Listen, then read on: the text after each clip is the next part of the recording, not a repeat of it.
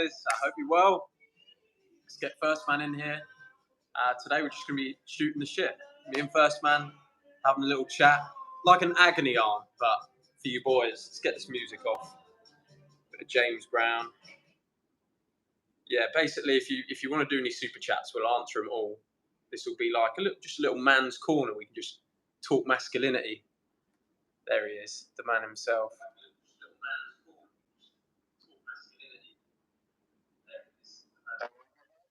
Hey, Chris, how are you, brother?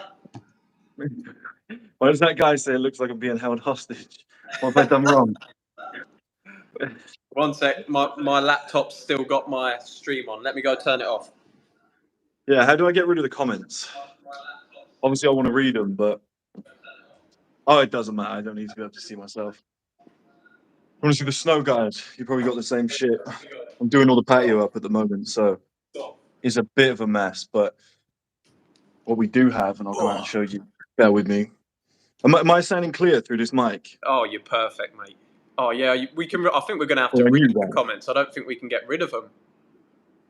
Yeah, we'll have to read them. Oh, no, go to them three dots. Bear with me, guys. You're going to have to look at the roof. Three dots, right-hand corner. Click that. Click remove. Oh, no, that's not it. Click the comments. Chris, blink if you're in danger. I'm being held hostage by a bunch of ravenous women. Happens to the best of us. Can I go out and be a pussy? I don't know if I want to go out. I'm just going to read them. I don't know if you can see though, guys. Like a fire pit at the back. A new fire table, sorry, at the back. It's undercover. We're going to get 2 new sofas out there. It's going to be unbelievable. Mate, look at that. Snow outside in the UK. Lovely and warm in my house. Go out. Take him out. He's dead me. I got to go out. Let's take him out. Throw a snowball. Go for a snowball. It's actually green screen. I'm lying. I don't really live here.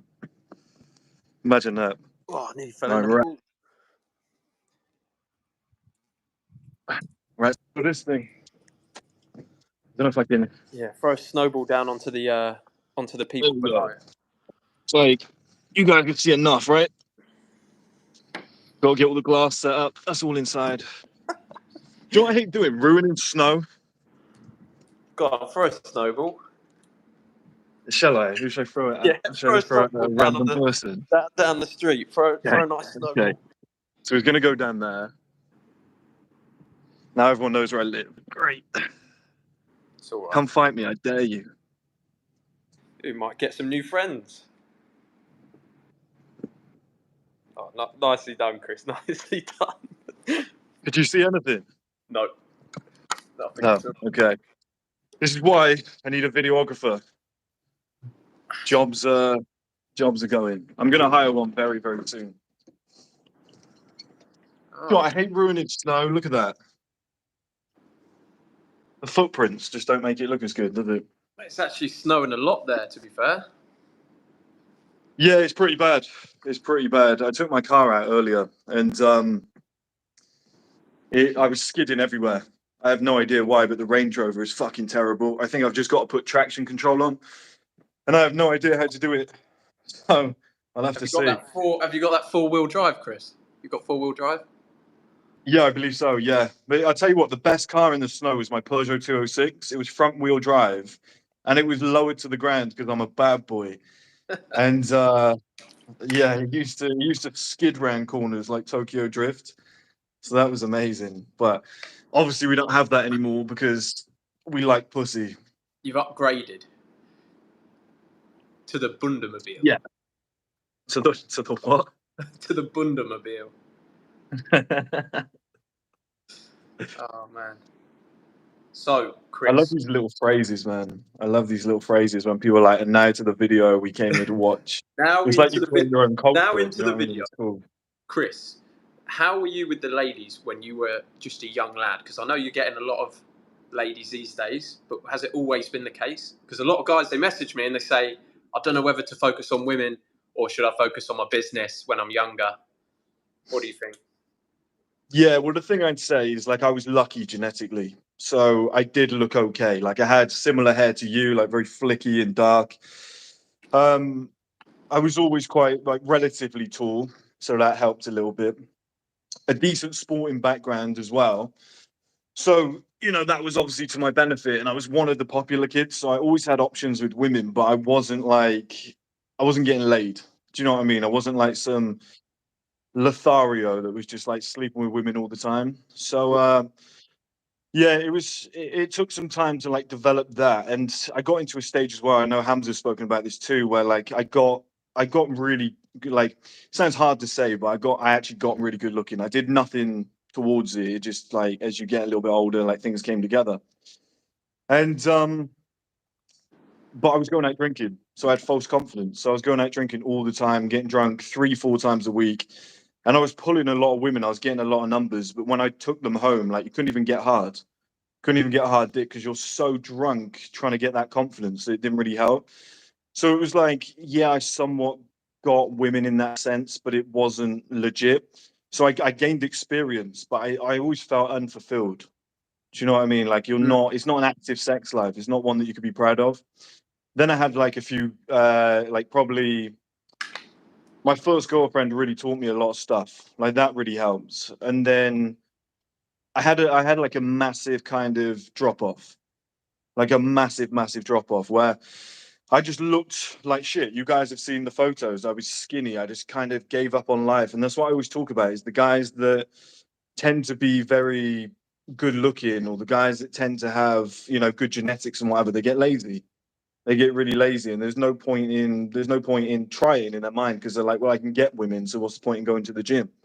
I can get women, so what's the point in working on a business or something like that? So that is what I started to struggle with. And you guys saw that I properly fell off. So, when people say 18, 19, my experience was more 23, 24, 25, 26, 27, probably 28, the ice broke. But yeah, probably from like 22 to 27, I found it really, really difficult. But here's the thing, that was the best moment of my life because what I decided to do was improve me as a person. That's where all the success stuff came from. That's where the like looking into fashion came from. That's where the like studying of body language came from. That's where like I would meet a woman and I'd have a conversation with her. And then when I actually took her back, I was like, I earned that one. It wasn't just you're good looking, I want to go home with you. It was like I actually earned that. So Mm. that's the thing I'd say. And some guys stopped me last night and they were like, "You're the guy from TikTok." I seriously need to get back on TikTok because I didn't realize how many million views I had. Like I need to get back into it. And we were like taking photos and stuff. And I was like, That's nobody even knows me from YouTube because what TikTok does is it localizes. So everybody in the UK, it's like 90% UK people have seen my content and a right. lot from the local area. Yeah. So I need to really tap back into that because that could be a bit of a weapon if I use it properly. But they were asking me like how, like we see you now and you look like a confident guy. You're walking around you're giving off some sort of aura. And I was like, it was very kind of you to say that. I was like, that wasn't always the case. Yeah, mate, you look massive. You look absolutely huge. I've Man. gotten bigger, bro. I'm just climbed up to 82 kilos, Nice. and I was a little bit That's small big, man. when I last saw you. I was like 77, so I put on 5 kilos recently. That's huge. Yeah, your Yeah, chest looks enormous. been eating Um, of a lot of pancakes and a lot of meat. that's the way to do it. Um, Yeah, so those guys last night, they were like, how do we get confident? How do we like grow? How do we get to where you are now? Because obviously, if you didn't always have it, where are you going to be? And I was like, it's just points on the board. It's just points on the board. Like I was always like, in my opinion, in my early to mid 20s, just some skinny guy who was going bold, etc., and all that stuff. So I was like, I've got nothing really to my name. I've got nothing to be proud of. And that's the key is self-awareness is like your brain is just feeding back to you the reality of what's going on, and that is what people forget. So they've got. I will get rid of these comments actually because I keep reading them. Yeah, go on to the comments bit, click that, and then just click no comments. I Just for might a read. bit. Sorry guys, just for a bit. I might Because I read. read, yeah, I just read them as I talk. Now I'm reading them. Jack admiring his jawline in the camera. Were you? What were you doing? I might have been accidentally, but it happens. Yeah, so I just started putting points on the board. That's basically all I did. I just said to myself, okay, I'm going to change my feedback loop. So, like, for example, if you're some skinny guy who looks like shit, he's got no money in the bank, you feel like shit about yourself, you're not very confident at all. It's for good reason. I said at the start, you're a skinny guy with no money in the bank, etc. If you looked at a beautiful woman, because that's where most people talk about confidence, they're always like, oh, I'm low confident, I can't talk to women. Like, a big part of that is as you look at her, your brain evaluates on an evolutionary scale. It goes, she's beautiful, I'm not. Do you know what I mean? And then secondly, it's like, she's probably dated a bunch of rich guys, I'm not that. You know, she probably wants a guy who's muscly and shit, I'm not that. And you might not be saying that, but your brain knows it. Your brain knows. So everybody says, oh, to be confident, just fake it to make it. It's bullshit. It's bullshit. It's not going to work. So the way to do it is the fundamentals, step by step. You know, if you go and get in the gym and you've got a big barreled chest and massive fucking arms, and you go and buy yourself some nice clothes and you're strutting about the place in some big boots and you feel like the man, you might not have a beard or something like that, but you just feel a little bit more jacked. You know what I mean? You've done all the tropics, your jawline's popping a little bit more. You've taken care of your skin. Maybe you've just gone and got a fresh haircut or something, and you might have a 9 to 5 job, but you've managed to put 20K in your bank account. Well, you're going to be a little bit more like, I think she might say yes. Right? And you might still go over there and be a little bit nervous, but you're closer. You're at a much better stage than you were before. And your feedback loop might be, you go up to her, you're a little bit nervous, but you get the job done. And she says, do you know what? Yeah, you can take my number. Well, that's positive reinforcement. And over time, once you get those interactions, like any woman that I talk to now, I do expect a yes. If it's Of a no, course. she's probably got a boyfriend. Like, I just think, Your first man like, after all. that's what I open with. Yeah. No, I'm kidding. And no, I'm just like, what? Like, who else? I don't say this because I'm not a dick, but I'm like, who else is there? Yeah. Like, Who what? else is there in this small town? Look around. Yeah, It's all just farmers and shit. well, exactly. But also, like, if I go to London, I'm like, it just like there's higher level men in London, but it also means there's a lot more lower level ones because the populace is bigger. Mm. So it's like probably 80% of those men are going to be bums. She's not even going to entertain them. 10% will be too scared to go over. Like, the pool of people you're dealing with is so small that it's not going to matter anyway. Because you're probably the only one that's got the bollocks to go over who's of a decent level that day. So it's just like, when you do the statistics, the numbers game, and you believe in yourself, it's like, it's fucking easy. Same in business as well. It's like most people will quit at that stage and that stage and that stage. Most people won't reinvest that amount of money. Most people won't even take the gamble to start in the first place. So everything I do, I'm like, I'm probably one of 3 that are doing this right now in the world. How did you get from being the guy It's that a was numbers game. It's all percentages. How did you get from being the guy that was nervous when you brought a girl home? Because I think a lot of guys, when they get into the game, they start getting girls home. They're nervous. They get a bit of performance anxiety. They can't get it up. So, any tips you've got for getting over that and performing well in the bedroom for making the girls come back? Because you've got them in, but now you've got to perform. And I think there's pressure on young men to perform these days. It gets in their head. They can't get it up. So, how do we get around that? The head game's annoying. Like, mine got established from alcohol. I really fucked up with the alcohol thing, and it was like, I didn't believe that I could get a hard dick during sex because of it. And porn and masturbation, right? So if you quit porn, if you quit masturbation, you clean up your diet, you go to the gym, you boost your testosterone. You know, you do those standardized things, and then you stop drinking alcohol and you get a girl home. Yeah, you're up. Like, do you know what I mean? You're 50% of the way there because You're Rocky Balboa. you feel that way. You feel that way, and it's like, having a girlfriend's not the worst idea. Right, and this is terrible because you're almost getting into a relationship with the knowledge of knowing that it's not going to last. Well, I think that's most of them, really, isn't it? At a young age, not many people getting into But do you know relationships. what I mean? It's almost like a practice chick. Yeah, Like, I got good at sex when I had girlfriends yeah, because you can try a load because of you're different doing it stuff. so often. She's more patient with you as well because she's like, it's all right, babe. We'll like try again next time. Do you know what I mean? Like, all. I invented the Finger Blast 3000 a couple girlfriends ago, and that's worked wonders ever since. What did you call it? The Finger Blast 3000. Which fingers do you use? Hang on. Do you use these two? Spidey-Man. Yeah, give it the old Spider-Man. Yeah. That's two in the poon, one in the goon. Okay. That's Spidey-Man fingers. The boys. That's know Thailand antics. That is Thailand antics. Yeah, it's got to be used. What's the check-in hand? What hand do you use to check if they got a penis or not? Either. Just give it a quick whack. Whack. Just a little knee to the bollocks. Yeah, normally if you ask, they're upfront about it anyway. They say, "Yeah, I got big cock." That's where Muay Thai started, actually. Muay Thai started because people were kneeing each other in the balls to see if they were a man or a woman. That was how it was invented. Yeah. It's a true story. Yeah. When do you come in Thailand anyway? Probably February, March time. Probably March. Oh, that'd be good. Is that rainy season or something like that? Because no.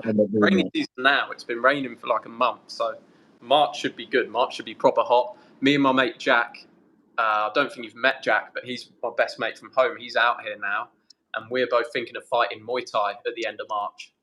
Having a fight in you should in the stadium. You should. I told you, you're legit as fuck. Thank you, Chris. You are. Like, people watching this, Jack can fight. Like, fight. Very nice. Very good. That's very nice. He's probably the second best fighter on this call. Yeah. How's your boxing going? You've been boxing? It's going well, yeah, but I've got some shoulder aches. You know, when you're doing weights all the time, you get a little bit too heavy, and I'm up to 96 kg. It's hard to move. It's hard to move. Like, I can still move, and it still looks good, but it's heavy. You know, when you're like rotating the hip and the knee, it's just like I can feel that weight. You know, if my coach throws in something new, like, okay, we're gonna duck, weave, and then bang, come at me, I'm like, something new that I've got to think about. My muscles aren't trained to do that yet. I feel fucked. It's a tough one. It's always that thing that my boys talk about it all the time. You're either big or you're a fighter. It's tough to be both. Like, not many of the Mike Tysons and shit that can just be huge and so like good at fighting. It's tough to have both. And even then, what was he? He was like 5'10". So that's probably, you know, how he was able to squeeze into that kind of weight division. Absolutely. Whilst being a bit heavier. Peekaboo style. What? Love Tyson. I can't even do that. It's so impressive. Like, I always thought my movement was good, and like laterally, like back and forth, is pretty good. Yeah. But my coach the other day was just like side to side with his head. I gave it a go, and I was like, my neck doesn't even move like that. Yeah, you've been lifting a lot of time. There was this just come into my mind. I don't know if you've ever told this story on YouTube or whether you want to, but I remember when we met each other, we stayed over that Airbnb, and you told me that story, your origin story about how First Man came about. Have you told that before on YouTube? Give me a little line from it. The origin story, basically how you started doing a totally different business and the whole calamity in Canada and shit. Whole thing. Oh, MSI College. Yeah, there's a few people that might remember MSI College. Yeah, it's the Men's Self-Improvement College. Just because I thought that was a sick story, because most people would have quit. Parts in that story, most people would have quit, and you didn't quit, and you come back stronger. I just thought I quite like that story. If you'd never told I was close as well. I'll tell the story, and I'll tell you like the depression that came off the back of that. That'd be pretty good. So, I obviously had the business in the early days. I set up a Wix website because I didn't know what I was doing. I already put ads on there from day one because I read that you should put ads on from day one, and then people get used to it. I didn't even have an audience. Like, I was that clueless about it all, which shows you guys that everybody can start somewhere, which is always good. I don't want to spill this drink. Then I was out one night, and I met this random guy. Okay, this random guy was talking to my friends, and I was just like, I'm an aggressive guy, so I'm quite suspicious of somebody new. So I was almost like, oh, fuck this prick. Like, who is he? He's trying to get involved with us. They met up with him a few days later, and it turns out like he ran a website called I Like Girls Daily, a Twitter page, which had 1.8 million followers. And there's a lot of people. I was on Mark Tilbury's podcast recently, and obviously, like, Mark's not going to know what it is, but the three guys there, one of them was like, yeah, I used to look at that. It's like 1 in 3. It was that big, like 1.8 million Twitter followers back when celebrities didn't even have big accounts. It was huge. And I remember he used to get calls off like Anna Cherie and all the beautiful women. She's basically like what Summer Rae is today and all that shit. He used to get calls off them all the time when we were sat there. So at 22 years old, me and my best friend, we were gassed. Do you know what I mean? We're thinking this is the greatest guy that's ever existed. So he just said to us one day, he was like, let's go to, like, they said, oh, come round his house. He's a legit guy. He's decent. Like, come round. I was like, all right, fuck it. And he took us to, he was like, do you want to go to Paris? And I'm sus. I'm like, okay, this guy's probably gay, right? Nothing wrong with that. But if he's gay and I'm not, I'm like, do you know what I mean? I don't really fancy going on a trip with this guy. I don't know what his angle is. Turns out it was just a mental. Well, no, actually, turns out in hindsight, one of my friends told me the other day that he's actually bi. He's come out as bi now. And I was like, well, that makes a lot of sense. It makes a lot of sense because I predicted it at the time. But he's a decent guy. So that's neither here or there. But he said, oh, let's go to Paris. He's a big Kanye fan. Kanye was performing at the Louis Vuitton studio. Yeah. There were probably 200 people maximum in there, maybe less. They said 300. It definitely wasn't 300. I would say 150 to 200. So we watched him within me to my TV away. We were that close to him. And there was like Kim Kardashian there. There was Chris Kardashian, Gigi Hadid, I think Kylie or Kendall. I think it might have been Kendall. Can't remember. But it was back before they were hot. They were like skinny little teenagers. They didn't look that great and whatever. But it was cool to see it all. And obviously at 22, you're just so excited. And, you know, we went to VIP Club in Paris, which was sick. And I saw I do this thing called the four exposures, which is like work rate, reinvestment, quality, and wealth. And he showed me the wealth exposure, which was, he probably spent 10 grand on that whole trip. And we were only there like a week. And we had flights the next morning. He woke up and I was like, buddy, we got a flight in like 2 hours. What do you want to do? And he just rolled over and went, oh, fuck it, I'll book another one. And to see that level of money just like open my eyes to like a whole new world. And I was like, you've got to stop thinking in a poverty sense. Like some people out there are making serious cash. And yeah, then like we all obviously came home, whatever. We worked on the businesses. He set up a WordPress site for me, like really went for it. We renamed it MSI College because what he wanted to do was go after Project Go because there were these three guys that were doing like courses and they looked like shit. They were doing courses on how to pick up women, but they were just nerdy little skinny guys that were in the game thing. They were PUAs. And he was like, you could smash these guys because you actually look good. Back when I had like hair, I was doing the pretty boy thing. And we were like really pushing towards that. And he was like, do you know what? Fuck this environment. Let's go to Canada. Let's go to Toronto. So year one, he paid for everything. Then we had to come back for like a month or whatever. You just have to do it for the visa. Then we went straight back. We did a second year. And this time he was like, you lot have to pay because I'm not doing it again. I think his money was running down a little bit. Yeah. And I was like, all right, yeah, fuck it. I can fund myself. But I had to hustle. And that's when the business really grew. Like first MSI College went from probably like 20, 30,000 monthly followers to 250,000, which changed the game. And I started making about 8 grand a month, which out in Canada is more like 14,000 Canadian. And it was fun. It was fun. I was like riding around on a back then in the 80s, that was a lot of money, wasn't it? Did you say the 80s? Yeah, actually, yeah. Me, Arnold and Stallone, we were steaming around Toronto. Yeah, it was fun, man. It was really fun. It was the best time of my life. But it got to the point where I was like, all I'm doing is going out, getting drunk, earning money, like fucking around with my friends. And I got to that stage that I've spoken about I've not spoken about it with Justin Bieber, but I've spoken about Justin Bieber getting to this stage, and a lot of guys have seen it on my channel, where I've said that he's at the breaking point now, the great male filter, where it's like a skinny little pretty boy at 19, whatever, looks great. Once you hit like 24, 25, if you don't put that muscle on and do that transition and lose that puppy fat, you look strange. You just look really weird. And I hit that stage where I was like, the alcohol's taking its toll. I look like shit. My hair's starting to fall out. I was like, things aren't going well. So I made a conscious change because I keep up together with things like that. Do you know what I mean? I'm one of those people that's like, I haven't been to the gym for 2 days. What the fuck is wrong with me? I've got to go. Whereas some people are happy to go, you know, their whole life's never going. Yeah, yeah. So I was like, okay, I'm going to join a gym. I'm going to run there every morning. And it was just, I was living, it's getting a bit dark in here, isn't it? I was living a different type of lifestyle to my friends. So they were coming in at 5 a.m. and I was getting up to go to the gym at 5 a.m. So we just, fuck me. It's like I just arrived at heaven. Suddenly in HD. Suddenly I look half decent. Yeah, so we went to, I was going to the gym, like I said, 5 in the morning, and they were going to bed drunk as fuck, and they wouldn't get up till 2 p.m. So they were always like, don't make any noise, keep it quiet. We're hungover, don't play music. And I was like, I'm just sat in a fucking basement all day, basically, in the dark in Toronto. I was like, the two people I've come out here with just aren't working hard. So I gave them some shit, as you expect I would. I was like, you're a pair of lazy cunts. You're getting on my fucking tits. I was like, said to the one guy, my mentor, because he had a girlfriend for X amount of years, never even fucked her. And I was like, your testosterone's too low because you're a soppy little cunt.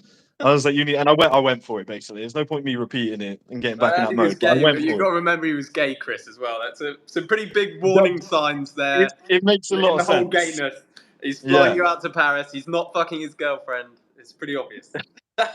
He was probably really upset at that point. Yeah. Maybe he saw me as an option. I don't know. And I was just like, fuck this. Kind of fell out with everybody. So I agreed. I was like, I'm just going to fly home. I want to stay with this girl that I knew. She was so kind. I need to give her some money at some point in the future because she was so kind. She let me stay for free. And I was like, I need to go back to the UK. I need to go back. My dad just been diagnosed with cancer. I was like, I want to go back. I want to see him. So thought nothing of it. I had like a 2-week break from the business. On the second week, I tried to log in, nothing. I was like, what the fuck has happened here? You know, I just thought, oh, maybe it's all down. I tried to log in the next day, nothing. I was like, something's happened here. To the And website. then Is that whole website gone. Whole website gone. So I had no way of charging brands because I used to do something called brand spotlights, where I went and got a watch brand and I was like, send me a watch. I'll review it on the website. 250,000 men. You know, it's gonna boost your views massively. Yeah. So they were always like, yeah, fine, how much, whatever. I was usually doing 400 to 800, depending on the size of the brand, because the bigger brands were like 800. I don't care. So that's how I was able to make like 8,000 per month, basically, off that and a few different other things that we were doing. I think I even had an orthotropics course way back then as well. So all of that gone. So $8,000 a month gone. Just before I left Toronto, I was like, and here's the thing, I was trying to build a streaming platform. I was trying to do it that long ago, like 8 years ago, because I hired a film crew. I took out 2 massive loans because I was like, okay, let's fund all this shit. Let's do it quickly while we're here. And I basically was like, right, let's go and film as many projects as we can. So we did. Then my mentor got to know that guy, paid him some money, and all the footage just went. So everything I ever paid for gone. Never had that footage. That could have been the start of the stream platform. I don't know.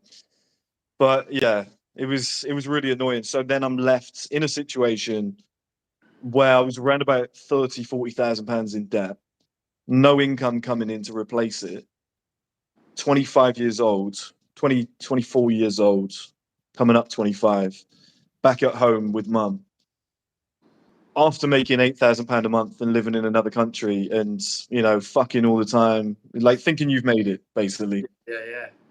So, you know, fell into a little bit of depression. And then I was like, okay, I need to do something. I need to change. I need to. How'd you come back from that? I just went crazy with fitness. I went absolutely crazy. And yeah, I still had crippling depression because it was like, I'm going to be a loser forever. But I'd play football on a Saturday and I went to the gym. I made sure every morning I went to the gym. And every Saturday morning I went to the gym and then I went for a walk. And I had to do all of that before 9 a.m. and then get home. Because it was like a great start to the weekend. That's how I did it. And they were like, I sound really strange. A lot of guys out there would be like, how does that help? But they were almost like my staples. Do you know what I mean? That was what I always had to do. And it gave me purpose even when I didn't have any. And I thought, okay, I've got to rebuild this business. But like your mum's not going to let you sit at home. Do you know what I mean? And just scrounge. So I was like, right, fuck it. I'm going to go and get a job, but I don't want one in the local area because everyone's going to think I'm a bum. Like I've gone off and become this massive success and then it's all dissipated. It was probably the better idea, but I was like, I'm going to go to London. I just need a change. I need a change of scenario and stuff like that.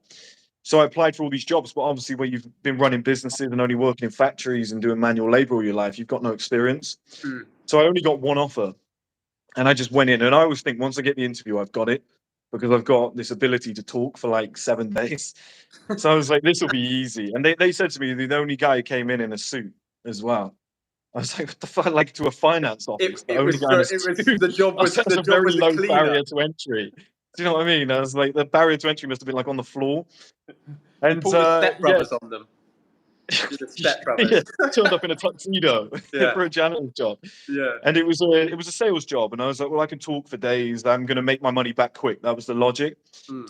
And I knew nothing about finance, and they knew that. They were almost like laughing at me. And and they were like, look, if you go away and you write this thing and you bring it back to us, we'll give you the job. And I was like, well, I'll do it, because that's the type of person I am. So I went and did it. And the one guy liked me. He was a shit talking salesman. He loved me. The other guy was more professional, like more logical. And he was like, I'm not so sure. But they, eventually we all became like best mates, like long term. But he was like, yeah, I don't think this is the guy. But the shit talking salesman was like, that's me when I was younger. So he basically just said, look, you can start next week. So I drove all the way back to where I grew up, went and got another suit, and then came back down on the Monday, because that was the Friday. They wanted me in the next day just to sign a contract or something. So it's Thursday, Friday. Bearing in mind I'm in debt and I've got no income. And I had to go down on the 4 a.m. bus, the National Express, to make it there on time. I had to do that 2 days in a row. Got down there, signed the contract, and then had 2 days over the weekend. And then on the Monday, I was back down in London property hunting, and all the properties were shit except one. And there was just this one property where I was like, "There's no way this is as cheap as it is." I was like, "I have to have this place." So I just did everything I could. I just asked family, friends. I was like, "Can you just lend whatever, and I'll pay you back?" And I basically just threw everything at it and just said, "Fuck it, I'll get a job, I'll get some stability, I'll pay these debts off, and then once I've got spare money, I'll go for it again with the business."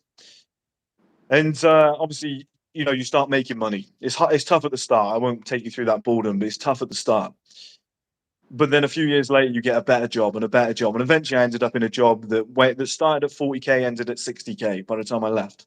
So you're making 60K per year, and I put a large chunk of that into crypto. And you guys know that I was well into like Engine Coin, I was into Mana Coin, I was into Sandbox, and I was massively into Solana. As you guys know, I promoted the fuck out of that. And I wouldn't say I got lucky, because I really focused. I really researched the fuck out of that daily, like 3-4 hours a day. I made sure that I would study crypto like crazy, and I could just see an opportunity. And then that small amount of money that I put in ended up being just shy of 6 figures. And I was like, well, I'm back in the game. I'm back in the game. And I took a large Nice. chunk of that, and I was like, I know what I want to do. I want to create some supplements. I want to, and basically that's how we got to where we are today. Nice. So That's just awesome. for guys out there that are like, life's tough, it's all right for you. It's like, it wasn't. It was, I wanted to commit suicide at least 3 times on this journey. I got close. I'm not even close to that now. I wouldn't even consider it. Do you know what I mean? I'd advise nobody to do it. But there were times where I was like, what is the fucking point? Like, looking back, you go, oh, I see the point. I'm the man I am today because of that. Mm. But looking forward, you're like, when the fuck is this going to end? You're like, you're pussyless. You're penniless. You're purposeless. I don't know if I got any more P's lined up. You're penisless. No, you got that one. You've At least you got a lost your penis. penis. Yeah, I lost my penis and grew it back. Like Groot. But yeah, like, you've got nothing going for you. And that's why I always say to young men, like, it's meant to be that way I in the like early that. days. So many people I've met, like working sales jobs. Actually, there's always these old geezers in the sales rooms that have these stories, and they'll tell you about this time where they made like 20, 30K a month, and they had this business, and it was rocking, and something happened, and it wasn't their Yeah. fault, and bad luck hit them, and that's why they're still working this sales job at 60. I like Yeah. that you had that same story, that you could have laid back on, said, yeah, I had it all, I did it all, but somebody else fucked me over. It's not my fault. And then you could have just bailed out. You could have just quit. But you didn't quit. You just went for it again. There's a lot of respect. A lot of respect I have for that. I appreciate that, buddy. And you're right. You hear this shit all the time. And I used to say on the channel, the saddest thing in the world is seeing a guy who's at an age where he should be at the top of society, but he's the T-boy. And that's where it comes from. It comes from taking a punch on the chin and going, oh, I don't like that. I'm Yeah. running away. We all know guys like that. We all know guys like that. Like, I can talk about that shit because I've been whacked hard and I've moved forward. I've shaken it off and gone, fuck it. In life, in fights, whatever it might be. Like somebody's clocked me in the chin and I've been like, oh, Jesus. Like you can barely breathe. They've hit you on the nose and you're like, fuck me. That hurt like fuck. This guy's a beast. I want to run, but you go, no, Yeah. I'm gonna knuckle down. And you find like 2 minutes in, his cardio blows and you take him out. And it's like, that's a story of life. You stay in the trenches long enough, you'll win. Look at the world wars, man. I agree, mate. I think if you wait for your chance, I think a lot of those things. If looking back on it now, do you think you learnt so many lessons from that period? Well, here's the thing. I used to ask when I was super depressed, I was like, why me? Why am I going through all of this shit? I was like, nobody else has gone through. I remember saying to somebody at one point, I was like, everything I could have gone through, I've been through. Like everything a human could go through, I've fucking been through. Like lost a best friend at 18, gone through some real fucking strange breakups. I had telogen effluvium, which made my hair fall out. Who gets that?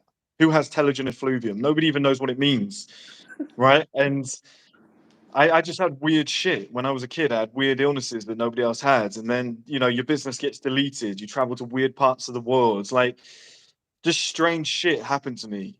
My dad dies earlier than a lot of other people's. And I'm just like, why me? Why am I going through all this shit? But then you go, well, look what you've done with it. You've created a channel where you then help men. It's almost like, I don't believe in fate because it almost means you've got no control over your life, but it's fucking, maybe it was a correlation of the events that happened led me to where I am. Hugely plausible, probably more likely, but it is like, you were, you don't want to say you were fucking chosen, do you? Like, what an egotistical fucking line that is. But Well, like, I think you you were chose you were strong yourself. enough to get to that position, You chose and then yourself. T-Pain. To be honest, I think we've each got like an alternate reality. There's an alternate me, alternate Chris. That's just some fat loser that just never got over those things that happened to him. There's an I alternate reckon I'm the toughest Chris. I'll alternate. just put that out there. Yeah, there's an alternate for everyone. I think, but we just got the good ones. I think that's important for people to know. Like if you've had the bad hand so far, it doesn't end there. Like you can make it what you want to make it. You just look. The Tate brothers copy me all the time, and then they don't quote me. But I'm going to quote them now. Okay. Yeah. Somebody sent me something earlier. Again, I was like, Yeah. no, I'm bored of seeing it now. I'm bored of it. Um, but they said something like, "Oh, life's too hard. I want to quit." I really like Tristan. I think Tristan's legit. I think he always has been. I think Andrew's manufactured, which is fine. Create your hypermasculine character. I've said that before.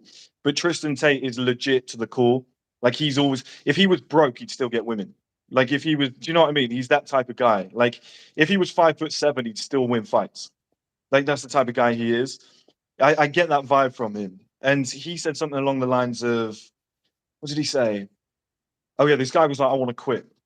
And stuff's too tough. I want to quit. And he was like, well, yeah, it's really hard, whatever. But what's the alternative? It's what is the alternative? You either go forward or you go nowhere. And it's such a good way of looking at life. It's like, what's the other option? Oh, my girlfriend broke up with me. I'm so sad. I'm gonna be alone forever. Like, what other alternative have you got than going, okay, I better get on with it. So you're gonna be single forever? No, well, you want some. Okay, well, you just get up then. Just go to the gym. Just get out of bed in the morning. Go and do something. Because it's like, what is the fucking alternative? Sit there every day, fucking masturbating in front of a screen and crying your eyes out. Like, where is this? That's going to make it worse. It's only going to get worse. I had this debate with my sister before. My dad died or got really ill at this time, like seriously ill, when we knew he was definitely going to die. And she went out and got drunk and whatever. Like, came out of. I shouldn't go into deep detail because it's my sister, but she went out and got drunk. And I rang her and I was like, "Why are you being such a stupid bitch?" I was like, "Think about it." She was like, "Yeah, but dad's died and dad's really ill and whatever." And I was like, "Okay, two scenarios: dad's really ill, and you're gonna fuck your life up and lose your job because you're getting pissed." I was like, "Or dad's really ill, but you've got a successful career." I was like, "It's the same fucking scenario, but you've made it better for yourself." So it's like, "Oh, my girlfriend's left me. I'm gonna turn to drugs." Why add to your? Why add to it? And humans have this default mode where it's like when things go wrong, they want them to go really wrong. And when things go well, we want them to go really well, which is called greed. But I don't know what the alternative is. I don't know what the opposite of greed is. It needs its own word. I just call it destructiveness. But when things go bad, people are like, I want it to go really bad. Fuck it. Like for example, I don't know, maybe it's just me because I'm a little bit of a psychopath, but like you might drop something in the house and it smashes and something else drops and you're like, do you know what? Fuck it, everything can go. Yeah, And you just throw everything. You're like, fuck it. everything else. You just smash everything up, I've right? never And done it's that. I've never done okay. that. It's just me then. Just And you, I've just man. admitted it to 407 people. Great. But I know that about myself, so that's good. No, but I'm that type. I've got that personality. That's why I understand it. It's like if something goes bad, I used to be like, well, fuck it, everything can go bad. If I'm going to lose that and that, I might as well go and get arrested tonight as well. I used to have that. It's a testosterone thing. Whereas I learned to How use did it you in a get over constructive. the self-destruction? Because a lot of guys have that self-destruction where they just can't get past a barrier, where they get to a certain point of success and they're like, fuck this, let's go spend it, let's go out. They can't stay on that grind. How do you do that now? For me, it was the acknowledgement of the other side of male life, knowing that there's a better life out there that can be lived. So, and I used to sit there often. I used to do. I don't do this anymore. Sadly, I don't know why. Well, probably because I'm living it. But I used to do a lot of visualization, law of attraction stuff, and I, I would just kind of put a song on that was almost like some hip hop that was just like gas you up. Do you know what I mean? Makes you think that you've got cars, women, everything, and whatever. And I would just like close my eyes and just picture scenarios, and I'd be like, "That's going to be me. I'm going to be in that scenario. I'm going to be."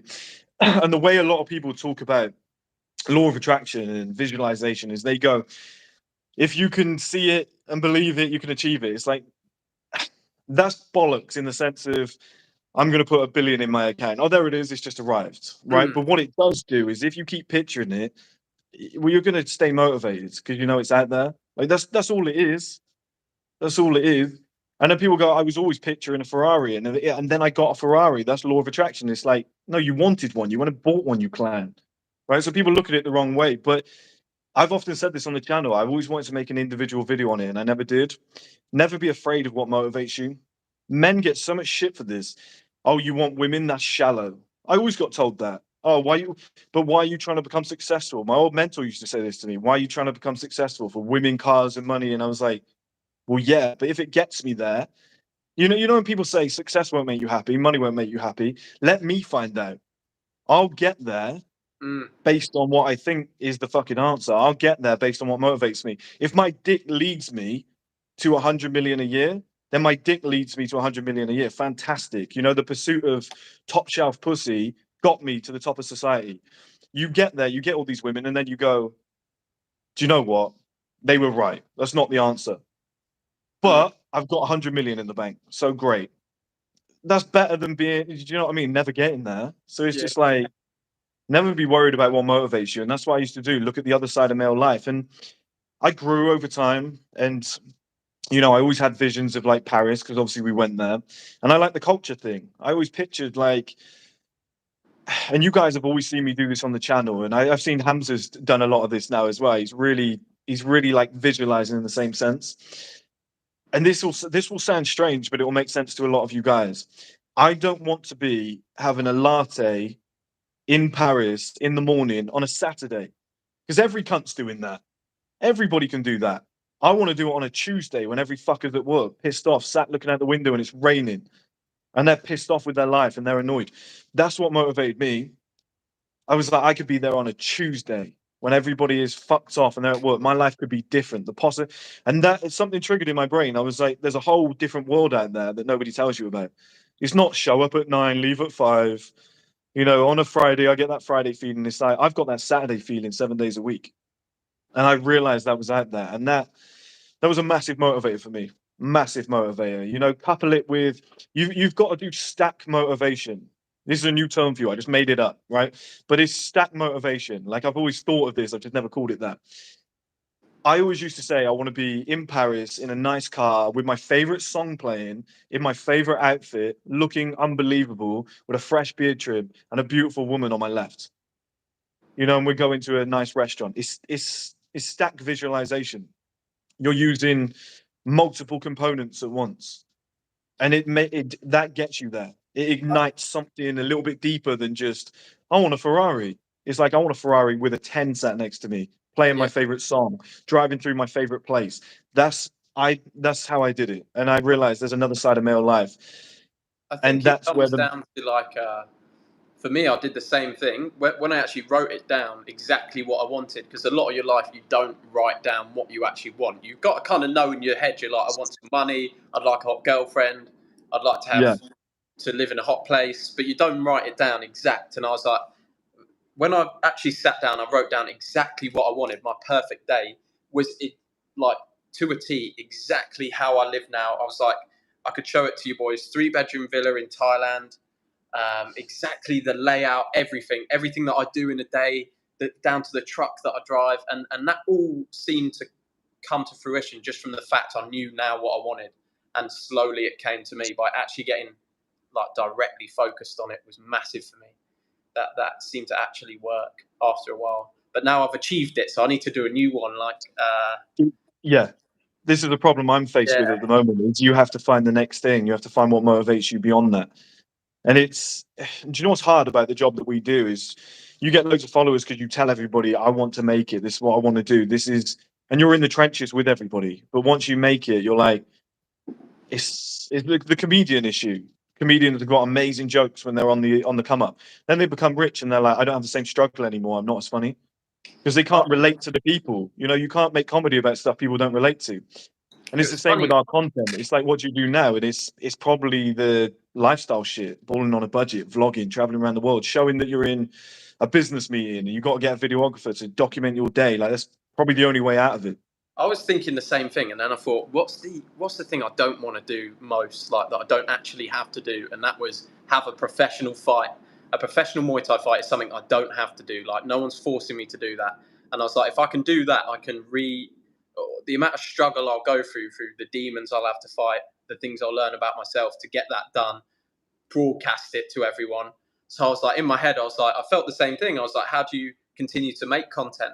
And I was like, well, you continue to evolve as a man. You continue to become a better man. You give yourself new challenges. So for me, I was thinking, new year, I've got to do a pro Muay Thai fight because I'm absolutely petrified to do it, and it will grow, and you Are can you show really? that, you can grow that and show it to other people, and then they can hopefully be inspired or just go on the journey with you. So that's how I thought to overcome that problem was just you got to keep growing and growing Mm. and giving yourself the hardship.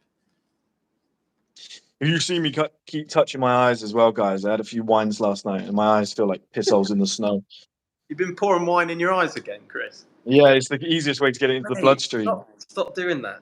I had I'll like 5 hours of sleep with, you know, some other stuff. Not drugs, if anybody's thinking that. No, It's he not that. doesn't do any drugs. Doesn't do I don't do drugs. no. Do not do drugs. But to touch on the point we were talking about earlier, when I said the visualization coming together as a whole, that's how the male advantage came together. Because I realized I was like, how do I get the Ferrari in Paris, blah, blah, blah. And I was pricing it up with the beautiful woman. And I was like, well, that's not going to happen at 21. It's not going to happen at 22, 23, 24. It's like that shit takes time. So that's when I realized I was like, all the guys that are living that very cultured life that I like. So these cosmopolitan cities like New York, you know, and he's dressed in like a 2 grand outfit, looking immaculate. He's a lawyer and he's got a beautiful missus, and they're going for a meal at like a Michelin star restaurant that night. And I'm like, I want that cunt's life. He's probably 35 years old. It just, and that's when I realized I was like, the male advantage is a real thing. So straight then I was like, I've got a concept and I have a roadmap to work towards it. And I've always said this to everybody. I truly believed in the male advantage, but I didn't know it was real until I reached it. You know, it was just a theory, but it was a very strong theory, and you could see evidence of it. But I was fucking flying blind, really. And then once I got there and ticked it, I was like, it's fucking real. Thank God for that, because that's what the whole business was built on. would have been an egg on the face moment if it wasn't. Absolutely. Your house looks baller. It's a pretty cool pad. It's a pretty cool pad. I'm actually getting kicked out of it in how many days? Like 7 days. I'm getting kicked out of the house because they rented it to What? someone else over Christmas. So I've got to go. I've got to go on holiday. So I'm going Bali. You can come and live with me if you want. Bring your snow boots and a sled. I've gotten this recently as well. Piano. Oh, nice. I love that sort of thing. And I've got a guitar as well. See, that's a little message to you guys watching this as well. That shit's great for you. tiny little skills. This is something I'm doing at the moment. And I know you wanted to talk about life setup, didn't you, Jackie boy? I was just going to come to that, yeah. See, reading your mind. Been doing this a long time. Um, it's not like, for example, lately I've looked at the money and I've been like, the money's great, but it's what you do with the money. It's how you use it. And it's stuff like having a Spanish teacher. It's stuff like what you got there. Lovely.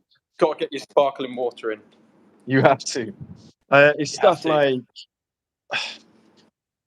hiring a personal trainer, having a boxing coach, little things like that. I was thinking because of the stream platform, I was going to go to acting classes, start doing one-to-ones or something like that. Because I think if the stream platform gets to where I think it's going to get, I wouldn't mind putting myself in some of the features. And by keeping yourself occupied in that sense, that's what the money's great for. It opens up avenues, gives you options. People forget that. How People do always they think, set it up? If you, let's say, I don't know what the average age is right now, because we've got some of your viewers and some of mine, but mine are normally a bit younger. How would you go about life setup now, knowing what you know now, sort of as a 16, 17, 18, 19, 20-year-old, any of those ages, what would you sort of be focusing on? I'll give you a great example and then I'll link it back. For example, there's my place that I live in right now is only £1,350 per month, or 1,375 per month. The reason being I pay 6 months up front, which helped. Okay. But number two, when I arrived at this house, it was a shithole. It was a discarded penthouse via COVID. That's what happened, is it was left empty for like 2 years. Nobody was here. There was pigeon shit everywhere. There was more dust in this. There was enough dust in this house to create another 3 people, and it was a shithole. And I walked in and I saw potential. That's the nature of like the businesses that we run and whatever. We see what it's gonna be rather than what it is, which is what I always promote. But everybody who viewed it were like, "Oh, I don't know. It's a bit pricey for what it is. It's going to need a lot of work." I saw what it could be, and I'll tell you in what way. You could walk into a house that's double what I'm paying, and it could be 4 bedrooms, and somebody's making a meal of it. But this one's 4 bedrooms. This one's unbelievable. You can only sleep in 1 bedroom, you fucking idiot. That's life setup. Okay, that is life setup. I've got 1 bedroom. I fuck in that bedroom. What do you want me to do? Move to the other bedroom and fuck in the other bedroom? I sleep in that bedroom. I fuck in that bedroom. It works. It's perfect. It looks great. I don't need to fuck in 3 different bedrooms. So what I was looking at is like, okay, office room, perfect, suits me. Location, right in the center of town. Perfect. Ticks every box there. You've got this massive room here and it's connected to the patio. Okay, so I'm thinking fire table out here, glasses of wine, host a bunch of parties. Every time you bring a girl back, she's going to be like, wow, this place is unbelievable. That is what I mean by life setup. It doesn't have to be, I wear the most expensive shit. It's like you've got to, and then you connect to framing. You're framing yourself in a certain way. So if I was worth like 100 million and I went and bought a house in the country, big manor house with 18 bedrooms, it's old, it's cold, it's boring, there's fuck all to do, and it's in the middle of nowhere near nobody. You bring a girl back if you ever get the fucking opportunity because it's a million miles away. You bring a girl back and she's like, yeah, it's kind of big and whatever, you got money, but it's not very homely. It's not a type of place you can host a party unless everybody travels miles. Like, it's just, that's difficult. But it's like a place like this, right in the center of town. Everybody knows I live here. Word gets around if you do a good job with women, which is always great. People start talking. Then you've got like this spot here where like, obviously it's just like I've built this. I'll show you. I've built this in a party sense. I don't know if you can see. Can you see it's like a booth? Yeah. Yeah. So there's Have you seats had many? everywhere. Have you had many parties there? Have you had many parties? I used to, but since I bought all the expensive furniture, I'm reluctant because I'm like, what I don't want is people to smash everything up and fuck it up. But I've built a booth, so then it's 1, 2, 3, 4, 5, 6, 7. Like 7 people could sit around here. You could set up a poker table. You can have a bunch of drinks. People would want to come. There's another seat there. I can double that up. You've got the TV in the center of the room, like everybody can sit around and we can have, you can have experience. That's what it is, experiences. And then it doubles up because it's like you've got the big windows there, you've got the big window there, the big window there. There's a lot of light coming in. It always almost feels like one whole space. if that makes sense. So in the summer, you open those doors up and it's an indoor-outdoor event. And then you've got the fire table and you've got there'll probably be 2 sun lounges. You could plausibly have 20, 25 people here. And then word gets around, people start talking, oh, this guy's got an amazing house. When I first moved here, it was, oh, you the guy with the nice pads. That's what people used to say. I remember that clearly because I had a first party when I got here and it was you the guy with the nice pads. Now, I'm sure there's people who were renting places the same price as mine, but they didn't do with it what I did with it. And that's the key. That's the key. It's experiences. It's why you build it. It's why you put it together. Why there's so many fucking billionaires that go and buy lingerie or fashion brands because they want to fuck all the women. They want to fuck all the models. You know why? Because they go, oh, I've just organized a Victoria's Secret party. But then they get to talk to all the women who are there and all their friends and whatever. So they get access. Look, they might not fuck them, but the hardest part is the access. You got access to a network of people, of wealthy people that you can invite. You've got access to all the beautiful women. Like for example, we're friends, right? There was nothing in it like that. But Alicia, she's got like 400,000 Instagram followers. Do you think if I DM'd her and was like, "Hey babe, do you want to meet?" She'd even reply, "Hey, do you want to come on my podcast?" Yeah, I'll come on. That's live setup. We're doing a Respecting Women podcast. That's live setup. I'm now. Chris is a smart man. That's my dad's face. My dad The used to do that. He used to go, Respecting Women podcast. it wasn't for that exact reason, but I would be. He's glitched. He's glitched out. I don't know whether it's my internet or his. You're back. There we go. Am I back? Yeah. You're back now. You're back. Yeah, that wasn't the main motivating factor. It wasn't at all, right? There were multiple. Making sure that was a good podcast for women. Yes, right, because I thought it was needed, but it was definitely a motivating factor in the sense of if other women then see that I'm with Alicia and they ask her, okay, he's invited me on. What was he like? He was great. He never tried it on with me once, right? That sort of thing. That then leads to those women being like, I like this guy. I can trust him. He's a good person.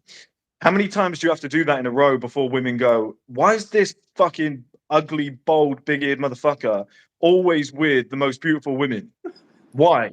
There must be something about him. That's life setup. That's what people don't understand. They want to be handsome George in the corner or handsome Fabio flicking their hair around, waiting for women to come to them. You can set life up in a way where women have got to come to you, or they get curious about you. Yeah. Why is this fucking bold guy always with these superstar women? Why has this girl got 700,000 followers and she's sat there taking pictures with this guy, laughing and joking?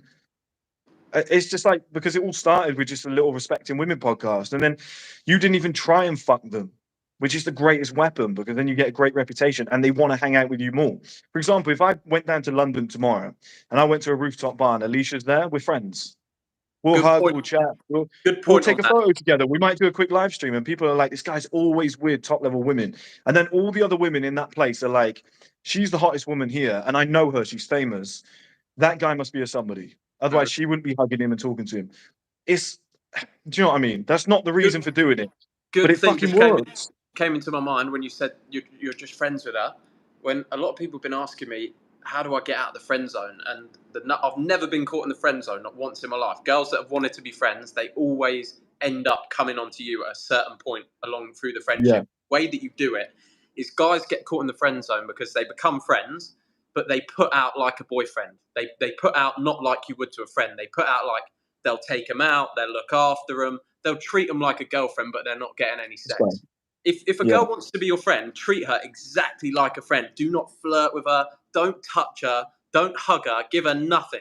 Give her absolutely nothing, and it will start to play on her mind. Every time I've had a friend that was a girl, at some point down the line, because I've totally treated her like a friend, she flips the role. She's like, this can't be possible. How can this guy just want to be my friend? And then she tests to see if she's got it. She'll try to fuck you, and it gets to a point where she's like, she'll jump on you. I've been jumped on before. I remember at uni, because you don't fuck your flatmates, do you? At uni. I never went to uni, but that's one of the rules. That's one of the unwritten rules: is don't fuck your flatmates. So I was like, had it in my head. Fuck that. I'm not doing anything. I'm fucking everybody. I wasn't like that. I was like, I'm going to play the smart game. I'm not going to shit where I eat. So I'm going to keep this cool. And then, lo and behold, because I kept it so cool and I was banging other chicks, one of my flatmates come on to me. So it works. You just got to keep it. They always say that, don't they? They always say that. It's like, I'll give you another example of life setup, guys, and framing. Okay, and I don't do this on purpose, but why Candles would you? Why would you candles? Nice smelling candles. But in why your would you bedroom. not do? Hey, I'll get to that in a second. That is life setup. I'll get to that in a second, right? But let's say you've got a beautiful woman that you're dating. Okay, Pete Davidson is the king of this. He got Ariana Grande somehow, right? Doesn't matter. He all you have to get is one. Once he had that one, every other girl in the world is like, he's validated. He must have something. And I don't know how he got her to do it, but she came out and said he had a massive, thick penis, and that was it. It's just like he was in. All the other girls were just like that. Pete Davidson's high level. He was pre-confirmed. So if you manage to get one beautiful woman, parade her around town. I say that to the girl. I'm like, I want to show you off to everybody. They're like, oh, I love that. I love that mentality because I'm this beautiful little princess. Go and show me off to the world. I'm like, yeah, let me take you out and spoil you, babe. All the other women that you go, like, if you go into a cafe regularly, you take a beautiful woman in that you're dating, all the girls that are working there are like, that fucker comes in with beautiful women all the time. Who is he? Why? Do you see what I mean? You take her to the gym with you, and all the girls in the gym are like, she's hotter than me. That guy must be high value. That's all you need to do. And it's just like there's little life setup things. Do you know what I mean? Like the girl that I'm Just dating at the moment. get a hot sister. If you've got a hot sister, just walk around with her, pretend she's not your sister, and then boom, See, girls are gonna come but up to you. this is what I think Dan Bilzerian did. I don't think he'll ever admit it, but I think this is what he did. And truth be told, it's the smartest strategy. I don't know why you wouldn't. I think he hired the first few. I think he paid. People say, does he pay these girls? He probably paid the first 10. Like, why would you not, right? And then he was parading those women around, taking photos, and all the other girls went, "Who's this motherfucker?" And that's it. All you need is just the first little crop. And think about it, Chris. If you've got that life and you're buying the bottles at the club and you've got the nice house, you're taking girls places, you don't have to pay them directly because they're getting their value just by hanging out with you, aren't they? Hmm. Like, Exactly. And is it like life setup? I'll go to the bedroom stuff in a minute, but like life setup, it bridges into all areas of life. Like you've got a business, you're probably going to connect with other high level people. If you've got your own business that forces you to travel, you're probably going to have a cooler life and you're going to be able to do better stuff than the average person. If you've got a videographer, photographer, whatever that documents your life, you're probably going to look cool as fuck to the world and people will want to do business with you. Women will want to fuck you, but like, let's stay away from women because it's about more than that. Um, but it's like my place, it's in the center of town. It's easy for me. I don't have to use my car often. It's just easy. Do you know what I mean? I can easy travel easier. Like, if for example, if you have to commute 2 hours to work, you're a dipshit. Unless it's necessary. If it's necessary, fair enough. But if you have to commute 2 hours to work, you're a bit of a dipshit. You should probably get a different job that's closer because then you can access. get home quicker and work on something else. Like that is all life setup. I fucking hate it when people go, "Oh, my life's so difficult." My life, it's like you can change it. You know when people are like, "Oh, it's all right for you. I work for the NHS. I do long hours." It's like you chose to do it. You chose to do it. Oh, it's all right for you. I'm in the army. I'm getting shot at. You signed a form, dipshit. I respect you, but you signed a form. Do you know what I mean? It's like, oh, it's okay for you, Chris. You're at home all day. I built this life. I chose this life. I have many opportunities for brands to do business with me. And I was like, I'm not going to do this because then it's going to become a job. And I'm at your mercy. You know, people who are like, you have to do this, but you have to like we'll give you X amount of money, but it means you have to do one video every Friday, and that would have meant that I would have woken up every Friday and been like, oh, I've got to do that video. It's something I didn't want to do. You know, like I've always said, don't start a marketing or advertising firm because then you'll have clients, and those clients will be ringing you on a Saturday. Our ad didn't do too well. What are you going to do about it? It's no longer your business; it's theirs. They're your boss. But you've got to Everything you can delegate. do, You've got to delegate that stuff, haven't you? And that's when I saw Hamza's. that's the I've only got sort of option. Yeah. I got the inside scope on sort of how Hamza and Sam run the YouTube business, and the amount of delegation, the jobs that they've given away, so that they're sort of pulled out the business is incredible, man. I've been trying to do a bit of it myself. A book, The E Myth. I've got a mentor at the I've never moment who seen that. recommended this book, The E Myth Revisited, about basically don't be the entrepreneur that gets like stuck in your business and ends up hating that shit because you have to do what you said, like work every hour of the day. Like we've got to try and give these tasks away, delegate those tasks. Do you use much? Like, do you use an edit? You don't really edit your videos, do you?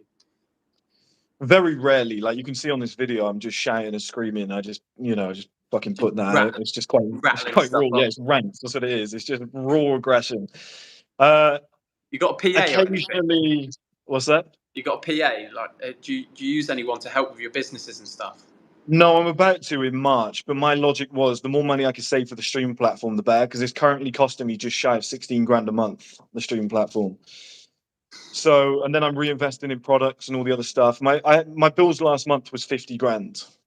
Because I've got the fulfillment company, haven't I, who package everything, and you've got the shipping bills, you've got the labor cost of them packaging everything, shipping it out, because we're seeing thousands of packages go out the door per month. I wouldn't be able to do it myself. So, it's like last month, 50K in bills, which made my penis shrink when I saw it. I'll be honest with you. Oh, that's nasty. That's It's nasty a business. nasty bill. I'm just trying to get people in mind at the moment. Like, I've just got a virtual PA, so she's going to be cool. She's going to call me at the end of each day and I've ask seen me if these. I've done Yeah. my work or not. And she's going to text me in the morning and tell me Yes, what I've ma'am. got to do. And then she's going to call me and say, "Jack, have you done your work?" I'll say, "Yeah, I've Mate, done you're it." gonna hate that. I know. One of two things, or maybe two things, are gonna happen. Number one, you're gonna hate it, or number two, you're gonna find her and fuck her. No, don't say that. Don't say that. I've been trying to convince my girl that I'm not going to do that. So Live setup 101. Hire a sexy Spanish teacher. Think about it. or sexy Thai teacher, any language really. Russian teacher, sexy Russian teacher. Why would you hire an ugly one? Why would you I want a male teacher? Well, maybe if you've got a wife, that's some good life setup there because you don't want to cheat, right? But that's a good form of life setup. Go and get yourself a beautiful language teacher. Oh, who's the hottest one? Okay, well, I'll employ her. You never know what it might lead to. You're going to be you're forced to spend an hour together. This is what people forget. The majority of relationships come from office romances. Why? Because that woman, she doesn't want anything to do with you. On the street, she'd walk past you and be like, "What a pencil." But because you're forced to sit next to each other in the office, she's forced to speak to you. She finds out, like, she'd never give you an opportunity in real life, but sat next to you for a year, she's like, that cunt's kind of funny. He's cracking a few jokes. He's quite a decent bloke. Oh, I've seen him at his best. He's helped me out a few times. She develops feelings for him because she is forced to sit next to him. That work, 9 to 5 jobs. That's why there's so many relationships. That is the easiest format of life setup. Me and my friends saw this in Toronto. Photographers and videographers, whatever, they message beautiful women, and the line that they DM beautiful women on Instagram. Hey, I'm a local photographer. I'm looking to build up my portfolio. Bollocks, bollocks, bollocks. Can we go and do a shoot? I'll do it for free because it's benefiting me too. And then they get to spend 4 hours with this beautiful woman, and then next thing you know, they do it a couple of times and they're dating, or at least they fuck this woman. Even if they don't, they're getting access to beautiful women, hanging out with beautiful women. It trains your brain on how to, like, the confidence level is going to go up because you're used to talking to them. I'm There's gonna so buy many it. things you can do. I'm gonna buy a camera, You probably should. and I'm gonna do that. Easiest trick in the book. Let's Honestly, like, let's go to the chat, Chris, and let's get them to ask questions. probably going to ask what's up with my eye. Come on, boys. Hammer Some questions through. Let's have a Are you look. looking or shall I look? I'm looking. We can both look at the same time. It's up to you. What's up with this lighting? Why do I look like I've got the world's biggest ears? I know they're big, but like the world's biggest. One guy's asked, Chris, what are you always drinking in that mug, Chris? I've got different things. I'm a hot drink connoisseur. I've always got to have. Well, that was hot chocolate, but it's like a natural cocoa, so it's good for you. It's quite relaxing. I find it quite relaxing. Sometimes I go and get a matcha latte. I'll have a tea. I rarely have a coffee. I was tempted to have a coffee earlier, but I was like, I'm not going to do it. I had 5 coffees before I went on Mark Tilbury's podcast, and because I had 3 hours of sleep. When was you and on Mark Tilbury's podcast? I haven't seen that yet. I don't know if it's out yet. They're probably doing a bit of editing, but I basically had like a really bad phlegm, like cold thing. I'd had 3 hours of sleep because a lot of people don't know this. The website got hacked and taken out. So I had to rebuild it. I tried to pay a few guys. They were like, "Oh, we can do it in 2 weeks." I was like, "I need it now. I'm losing so much money per day." So I stayed awake for 3 days, had nothing but coffee and pizza, then woke up and went, fuck, I've got the podcast with Mark. I've got to drive all the way to where he lives, which is 4 hours away from where I live. I won't say where. Do the podcast for 2.5 hours and then, and then drive back. And I was so phlegmed up where I hadn't like slept. I felt like I had COVID or something. And I was like, right, if I just pump like 4 or 5 coffees into me, I could be okay. And at the start of the podcast, where I hadn't spoken for 3-4 days, where I've been on my own, I was like, okay, guys, all the voice breaks. And I was like, this isn't good for the brand. If you could just edit them out. So maybe that's why it's taking It's so all long. right. Maybe Yeah, it's they'll like edit cutting them that. out. They'll edit Yeah, that. I was like, well, Well thank you, edited. boys. I appreciate that. I've still got a little element of it now, but it seems okay. I think the wine last night blew it away. But yeah, I Another was question. fucked. Another There was question. go on. I've got another question. How should you navigate being in a relationship and working on a business in your 20s? 90% of relationships fail before the age of 30. When you get together before the age of 30, there's a very high chance it's not going to work, right? So here's my advice. For me, and I'm not saying you do this, but for me, because I'm very heartless and I'm brutal, I would just get rid of her and just focus fully on the business. I'm not telling you to do that because I know everybody's not as evil as me, but you should Yeah, prioritize. I've, You should. I've, I've got an opinion on it. I think like I understand where you're coming from because a lot of them don't work, but it gives you nice focus time when you just got one girl because you haven't got to go running around the streets looking for a girl to sort of suck you off or There's anything. Just got there's it definitely on that. tap. There's definitely that. But here's the thing, right? Here's my logic: is the business is always going to be there. Mm. Like long term, like let's say 10 years time, male advantage years. That's when the business is going to pay you back.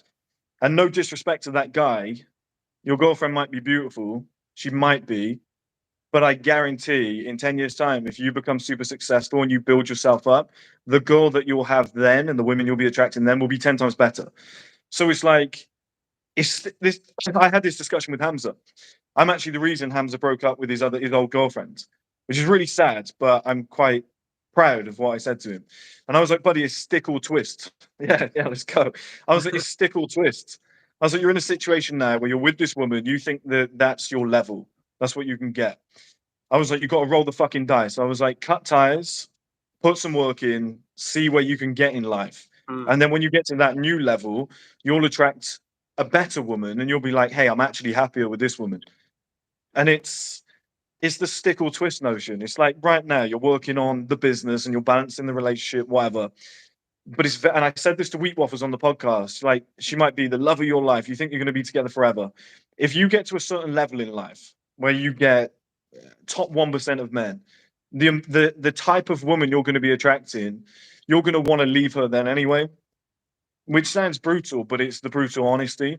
So it's just like, stick with her. You obviously love her, whatever you think is the right thing right now. It's probably progression bias, but stick with her. But prioritize the business at all costs. If she ever says it's me or the business, it has to be the business Always, because always, you don't get many always. opportunities to Yeah. become successful. You only get a few lump sums and you only get a limited window in your life where you don't have ties like kids, marriage, all this stuff, whatever. So while you're young, use those years to your full benefit to be selfish because women will always be there. And the higher up that ladder you get, the better they'll become. So it's like you don't even have to worry. Does it hurt? Yeah, I've done it. It hurts. I've cut off a woman that I should be married to today. But now I have a much better life and I'm attracting better women. So it's like it all worked out, but it was just hard at the time. We've got a guy called Noosh, Chris. He keeps sending us money and he's saying he's trying to get in touch with you. So I'm just letting everyone know we've acknowledged you now, Noosh. Are you keeping all this money? Chris, I'm keeping the money. Yeah, Chris been trying to get in touch. Chris been trying to get in touch with you through email to discuss how I can help First Man. So Noosh, that guy is emailing you, Chris. Just so you know. Okay, I'll have a look. I Jack, haven't checked my emails for like 3 days. So this guy said, "My older sister has an OnlyFans. Should I subscribe, or will this affect our future relationship?" I think you should subscribe. I don't think So you should subscribe. That's your keep the sister. You money don't in the want to see family. that shit. Do what the Rothschilds did. Keep the money in the family. That's a bit interesting that you're asking that question. That's a little bit messed up, that question. That's concerning. That is. Can we hit 500 on this live stream? Come on, I guys. don't know how you hit it. Maybe everyone click the like button and that'll bring more people in. Probably. It's the first time I'm gonna promote everybody else's channel, but not mine. Everybody click the like button and subscribe to First Man. Well, you don't have to do that if you don't want to, but you know, you get what he means. I saw iShowSpeed the other day. iShowSpeed had like 250,000 people on a live stream, I think. It made me search what the record was, and the record was that Felix Baumgartner who did the skydive from space, which made sense. But like, yeah, like 250,000 at one time. That's mad, isn't it? Mate, we'll get there. We just got to do more interesting stuff on the live. We need to go out. The thing is, though, I don't really care because I've got a big thing against this. I don't want to be a fame whore. Like I know I could get a lot more followers than what I have. I just don't want to sell myself out. Like I don't want to go on TikTok and start doing like all this fucking shit that people do and start doing all these dances and whatever. You don't have to do that. I don't think I got the right aesthetic for that either, or the booty. So I probably won't do it. I think if we went out, though, there's a lot of guys that sell out. They all do it. It's like this. My one big issue with the Tates. I think they're good guys. I'd love to be. I'd love to meet them and have a chat. But my one big issue is they're fame whores. They tried to get famous for like 10 fucking years. They were on Big Brother, Shipwrecked. What was the other one? That travel show that Tate was on. He was like, I do marketing. Like, I love that shit. Like they've been trying to get famous for a long, long time, and it's just like it's attention economy. I can't trust that. I can't trust that. Attention economy. I get why they're doing it. I get why, but they're just you can try too hard. Do you know what I mean? It's like, don't worry about it, man. Quick side quest. Should I choke women? That's been asked. Yeah, but not too hard. You've got to do it, but not too hard. Okay, like they don't want you to kill them, but they like a little bit of force. Just show that you got a bit of power there. They love it. They do love it. Every woman I fuck, I choke. Okay, you put them in a certain position, even if you're doing them from behind. Try and get a hand on the throat. It's the symbolism rather than the strength. They just want to know that you've got a bit there. Like you pin their hands down, you grip their throat a little bit. It doesn't have to be too much. Like you don't try and kill her. Do you know what I mean? But if you just grip her throat a little bit, they love it. But just do it in a, I got feelings for you, babe, but I'm not trying to murder you. Like I've got passion. Like here's what grabbing by the throat admits. Like you're mine. Do you know what I mean? You're mine. You're here right now. I've got you. I feel fucking turned on. My dick is just raging. Let me just grab you by the throat. Like it's just you're so sexy. I can't control myself. That's what it is. Let's calm it down a little bit, Chris. It's not. That's where it comes from. That's where it comes from. I was about to bust. I was on the verge of busting. Do you know what these guys? I remember first time I went. One sec, got a question. Jack, are you going to go bald? Maybe. The hairline's receding, but it seems to have stopped a little bit. So, nah, you look good, man. But I wouldn't even worry, bro. Like, I wouldn't even worry. There's so like you can get a hair transplant, hair cloning. Like, it's so easy now. It's almost as normal as eating breakfast. Like, why would you not? Do you know I remember when I first got to uni, and I was still in that phase of how I'd only had sex with one girl. So I got to uni and I was with my first girl when I got to uni and I was proper making love to her and kissing her and that. And she was like, what? She was this London bird and she was like, what the fuck are you doing? And I was like, what do you mean? What? I'm having sex with you. I was like, I'm having sex with you. And she's like, that's not fucking how you do it. And this girl, we're still friends. She's a class class girl, but she taught me. She was like, this is what you do. You've got to be rough. Girls, they want it rough. I want you to choke me here, spank me here. And she gave me the whole teaching. She taught me a lot of stuff. That's what you need. That's what you need. I've always thought, but they don't. I've always thought, like in the line of work that we're in, but I think he's very distrustful, so I probably wouldn't do it. But to partner with a beautiful woman. And she basically, like, do you remember, it was one of the American Pies where the guy was like the girl said that Stifler was amazing in bed. And he got around the whole school and he was able to fuck anybody and he built this reputation. I think a lot of guys have done that where they found like a beautiful woman, like Dan Bilzerian did it with Lindsay Pellas. Basically, like, I'm going to feature you in every single photo and you're going to boost my following and I'm going to boost yours. Like a mutual back scratch. There's a lot of people doing that. Like, is it Adam 22? He's done it. He's leveraged the fuck out of it and she's leveraged the fuck out of him. Do you know what I mean? Like, it happens all the time. Oh, look at me. I'm associated with beautiful women. Oh, look at the beautiful woman. She's associated, like, she's doing filthy shit and she's hot. Well, let's follow her. Would you be up for a sparring match, Chris, when you come to Thailand? Who against? Me, obviously. Yeah, but just some playing around, nothing okay, yeah, crazy. I will that. Yeah, I've got a thing about fighting friends. Like I wrestle friends. You couldn't fight a friend properly, but you could. Yeah. I spar with friends, like a touch sparring and bit of. We just get some stuff in the ring and have a play around with it. Like I got a friend in a rear naked choke recently, and I locked it in for a little bit, and I just went no. I let go. I was like, man, I'm not doing that. Like I'm not. Standard Saturday night for Chris. Yeah, I was like, I can't, man. I was like, I'm not doing that. There's something just wrong with. I need to hate you to hit you. Oh, there's one other guy But that we'll fuck paid around. for a question. There's one guy paid for a question, and he said, "How do you win a girl's heart?" Let me find him so I can announce who he was. No, that's a difficult one. How do you win a That girl's is a heart? Let me difficult try one. and find it. So I feel bad if they send money and I don't let them have their question. Arjun Babu, how to win a girl's heart? Question mark. Oh, I need the toilet, Chris. You answer this one. okay. Yeah, go ahead, buddy. I got You this. I'll take over the stream. I'll hijack it. Take over. How to win a girl's heart. The thing is, the fact you're leading with that mentality, how to win a girl's heart, is probably number one, the first alarming thing. Because that's it. Put some trousers on. Fuck's sake, we're live.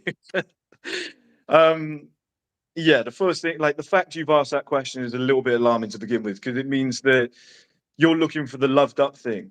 You're trying to really impress this one woman. Do you know what I mean? Like you've got to change that mentality in the first place. There is no such thing as the one. Win her heart. Like it's just the terminology alone. Like you've got to change that mentality, and it doesn't mean you've got to become a dirtbag. Doesn't mean you've got to become a player. But that's definitely not the way to do it. Like they say, nice guys get run over. Now, you can have manners and you can treat people with respect, but you're not going to like win a heart. Do you know what I mean? If you want a girl to be loyal to you, she needs to think that like you're the best of the best. She needs to think that you're worth being with. You're better than she is. That's, women date on their level or up. So as long as you're on her level or above, she's going to be like, okay, I find this guy attractive. Okay, that's stage one. You get your foot in the door. A lot of that is external attraction, like I've explained to you guys before. Then you're going to get to a stage where you're hanging out with this girl. But look, if you just treat her with respect, if you're not a creepy guy, if you're not forcing her, like, forcing her to do things, you get so many guys that are like, why won't you suck my dick? Why won't you do anal? Let me see you. That's a bad time to tune in. Like, why? Chris, what are you doing? It's fine. We're all good. We're all good.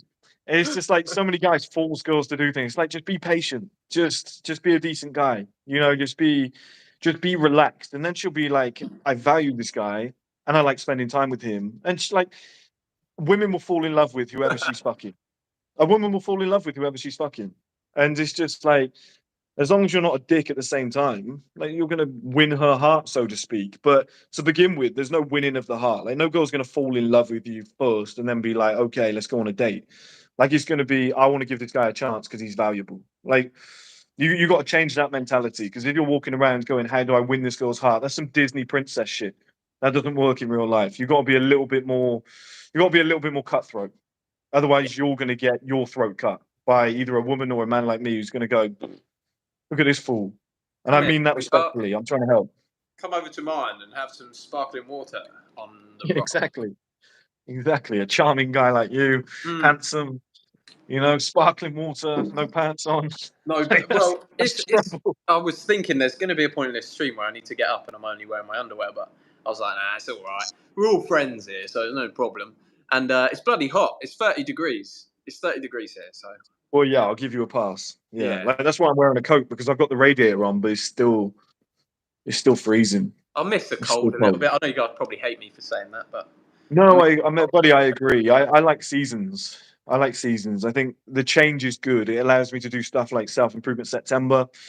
I like the fashion changes. I like the life setup changes. I love stuff like that. So I just read a comment. Someone put the only way to beat Chris in a spar is just grab his ears. Probably. That's probably the only way. It just got me when I was reading it. It's probably the only way. In person, they look like that. I said that at the start. Look, No, I've heard girls say, the Thai girls say they love a big nose, they love big ears. That girls are into weird shit, man. They don't traditionally think normal. Do you know what, mate? the amount of shit I was insecure about when I was younger, like, oh, I've got big ears, I've got a Yeah. bald head and stuff like that and whatever. And then you meet girls and they're like, I love your look. It's so masculine. Like, that's the best thing about you. You're like, please, I'm going to get my ears pinned back. They're like, oh, no, please don't. Like, Yeah, it's, yeah. you'd be I fucking always thought shocked. that. Like Les Brown always said this. He's a motivational speaker. And I don't know why I remember this, but he said something along the lines of, as long as you make something of yourself and you become successful, women will find something about you. They'll be like, oh, yeah, but those earlobes, they're unbelievable. Yeah. Do you know what I mean? They'll find something. It's just like, it's not what you look like, it's the character. Like, my dad was an ugly guy, self-proclaimed ugly guy. I've never seen a guy get so many women in his life, pound for pound. Stop trying to be pretty. That's what I think. Stop trying to be pretty. If you're not handsome, get punched in the face more. And you're honestly, you'll end up handsome. You will get punched in the face some more. You'll get that rugged look. So a guy's asked. Someone's paid to ask a question again, Chris. Mike Proof. Thank you for the £5. I'm going to stop answering if you get paid. I'll send you half at the end. It's okay. We've only got £18, Chris. So it's What the not fuck exactly. is this OnlyFans? It's not exactly fortunes we're playing with here. Jack started OnlyFans. How You're do the I prettiest blonde I've seen. How do I make sure my competitor does not steal all my potential customers while I'm still launching my product? While you're still launching your product. Well, they always say you either got to be the first to do it or the best. So that's your only option. If you're still launching your products and they've already gone to market, they've got the market advantage. They've got a competitive advantage. So you need to be better, or you need to solve a problem that they're not solving. That's your USP. You've got to look at your unique selling point. That's business 101 is some basic stuff, but that's the only way you're going to do it. Like, how many body washes are there out there, but how many are testosterone friendly? There might be one or two that are testosterone friendly, but they're not claiming it. So it's just like, you just got to find your thing. Like, that's what you got to do. And if you've got a product that's the same as somebody else's and they're all ready to market, then you've got to tell a story. Then it becomes all about brands. That's what it becomes about. It all becomes about how you've got those customer relationships. Do you go over and beyond? I'll tell you what. Well, a company like GoDaddy, they're domain server providers. Okay, I love those guys over anybody else that I've ever used, because when you call them, they fucking pick up within minutes. Literally 30 seconds in, you're talking to a human being, and they're like, I can solve everything myself. There's no, but I'll have to pass you over to the marketing team. I'll have to pass you over to the finance team. It's like, yeah, I can do all that on my end. It's little things like that that make people go, I'm going to use that company. A lot of it is ethos, brand, what you're doing for the customer. Like, you have to build a narrative. You have to build a picture. You almost have to build a business with yourself being the customer. It's the only way you can think about it.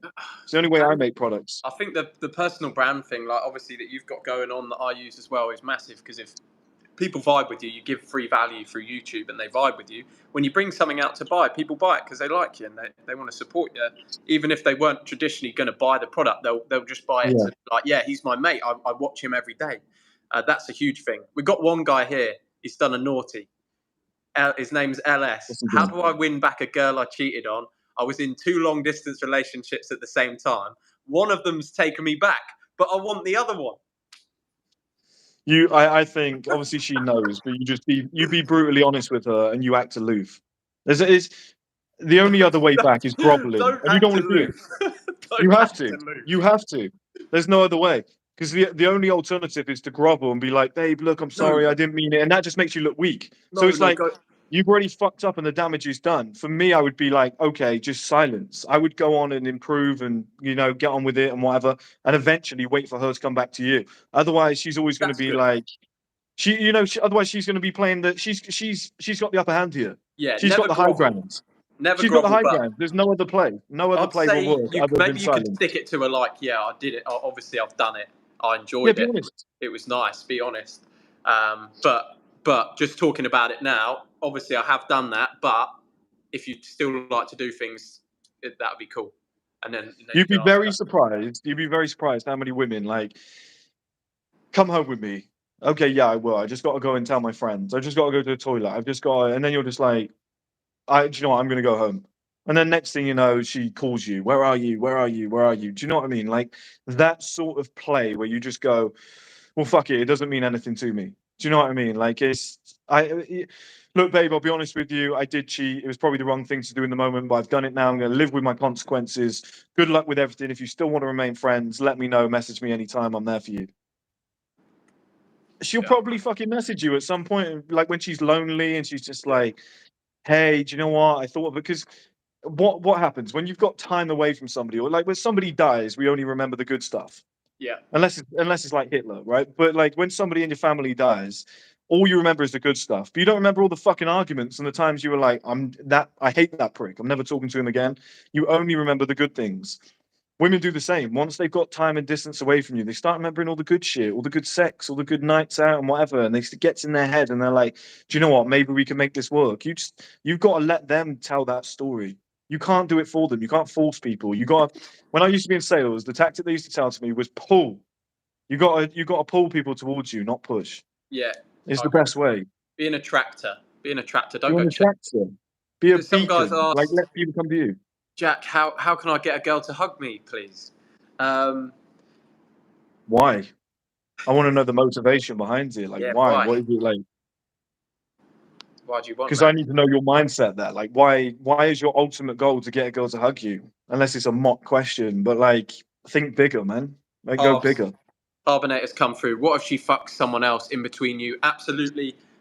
If that's out of the question. If she's gone on to fuck someone else in between, it's a no-go. That's done now. But if she's been just lonesome, she's just been crying on her own, she's trying to get over you, and you shoot back on the scene and you're like, look, I know I cheated. Obviously, I've done that. I'm not saying sorry for it. But if you want to come back, we could have a good future. If she's not been with anyone else, it's an option. Otherwise, yeah, you're right, Harbs. It's not an option. And also to add on that, Hubs, you've got to expect it, because like men don't understand how easy it is for women to get dick. Just walk out the door and they've got a cock in them. That's how it works. That's how it works. They walk. I probably shouldn't have said it like that, but yeah. I'm gonna have to take a break. That's gonna get clipped up on TikTok, and they're gonna make it look like I said it. I'm sorry. They're gonna make it look like I said it. They're gonna make it look like you said it, yeah. Somehow they're magicians on TikTok. I don't know how they do it. Memulous will be on me. This guy's a dick. Yeah, but like it's so easy for them, and you've got to expect it. And number two, when it does happen, it's just like, just get over it. It's what do you want her to do? Sit on her own for the rest of her life? Like, there's so many women out there. Just get over it. If you're the type of guy who, like, a girl that you were seeing or dating for a while, you break up, she goes and sleeps with someone else, and you lose your shit, you just look like a pussy. It doesn't help. Just accept it. Like, you're walking out the club with a girl and she sees a guy friend of hers, gives him a hug and whatever. Like, instead of being like, come on, start kicking off and whatever, just keep fucking walking. Just go towards the door. Do you know what I mean? It's just little moves like that where you're just like, it is what it is. Like, girls love that shit. If you start getting all like, who the fuck is that guy then? It just makes other people look high level, and you want to be the calmest guy in the room. Always stay calm. Like, it's just, nothing else works. Nothing else works. Just being the most elite person. This guy's asked a similar question. Getting back to his question on how can he get a girl to hug me, he said, how can I get a girl to hug me if she doesn't know me? And that's worrying. That's a worrying thing to say. Stop trying to do that. Too. Stop trying to do that. If she doesn't know me, that's not a good move, is it? No, it's not. But if you want to get to the point, it's marathon mindset. It's baby steps. Hey, morning, move on. Morning, move on. Actually, morning, how are you? I've something's played in my mind there. I get hug a lot of girls that I see for the first time, and I'm introduced to them. That's kind of normal, isn't it? I do that. I do that when I see. Yeah, I give them a hug. Yeah, I always do it. Yeah, because they're timid. They don't know what to do. You got to decide for them. You got to go, right, we're hugging. That's what we're doing. They're like, come here, bang, grab her. She now knows that, and that also now is your checkpoint. So when you see her again, you know you're going in for a hug. That's physical contact. That's great. Yeah. But it's all slow elevation. Hey, good morning. How are you? Morning. That might be 4 days in a row. Yeah. The next day you look like morning. Oh, something's different. You changed your hair. Yeah, it looks good. It suits you. Move on. Okay, and then it's just like slow little elevation along the way. And at some point, that's how you get girls in the gym. You get the nod, you get a look the next day, morning. What are you training today, darling? Oh yeah, legs are looking nice. Same in restaurants. Same in restaurants, bars, restaurants, whatever. Like you always see the same person. Do you know what I mean? Like little lines, like you just got to be quick about. I used to call it jump off topics. Like I remember I was talking to Alicia about it. I was like, I'd look at you, I'd be like, okay, she's wearing streetwear clothes. Okay, you into streetwear? I'd then be like, oh, what you drinking? Oh, it's whatever with oat milk. Okay, so are you vegan? Like you just have jump off topics. You got to be quick up here, guys. You got to see things as they are. I'll go into a cafe and I see a girl there 3 days in a row, 4 days in a row, and I'm like, they're working you to the bone, aren't they? And she's like, "Oh, yeah, fucking knackered. I wish, I wish I could get another job, but like, she's whispering to me. She's like, yeah, I wish I could get another job, but blah blah blah. And I'm like, you could always come and work for me. The reason I say that is so that she asks, what do you do for a job? Oh, let me just brag for 5 minutes because you asked. So It's yeah, so you it's all make a set up. you make a nice latte, you filthy minx. It's like every fucking drink that you get from a barista will have a love heart in it, or the little swirl that they do. Occasionally, you'll get the love heart. You could pick it up and be like, "Oh, is that for me?" Do you know what I mean? The love heart. You can like make a little Yeah. joke about it. Just pick up on something quick. Be like, "Do you give everyone a love heart, or is it just me?" And then just walk off. Don't even wait for a reaction. Just start laughing. Do you know what I mean? She'll be chuckling. She'll be chuckling. Like she gets to know you. It's just these little one-liners. Do you know the problem with getting girls is guys stay in the trenches too long. They're like, "Hey, how are you? What have you been up to?" Just get out of there. It's like boxing. It's like, right, you're in the ring with a guy. You want to land a double jab, and you want to get out of there.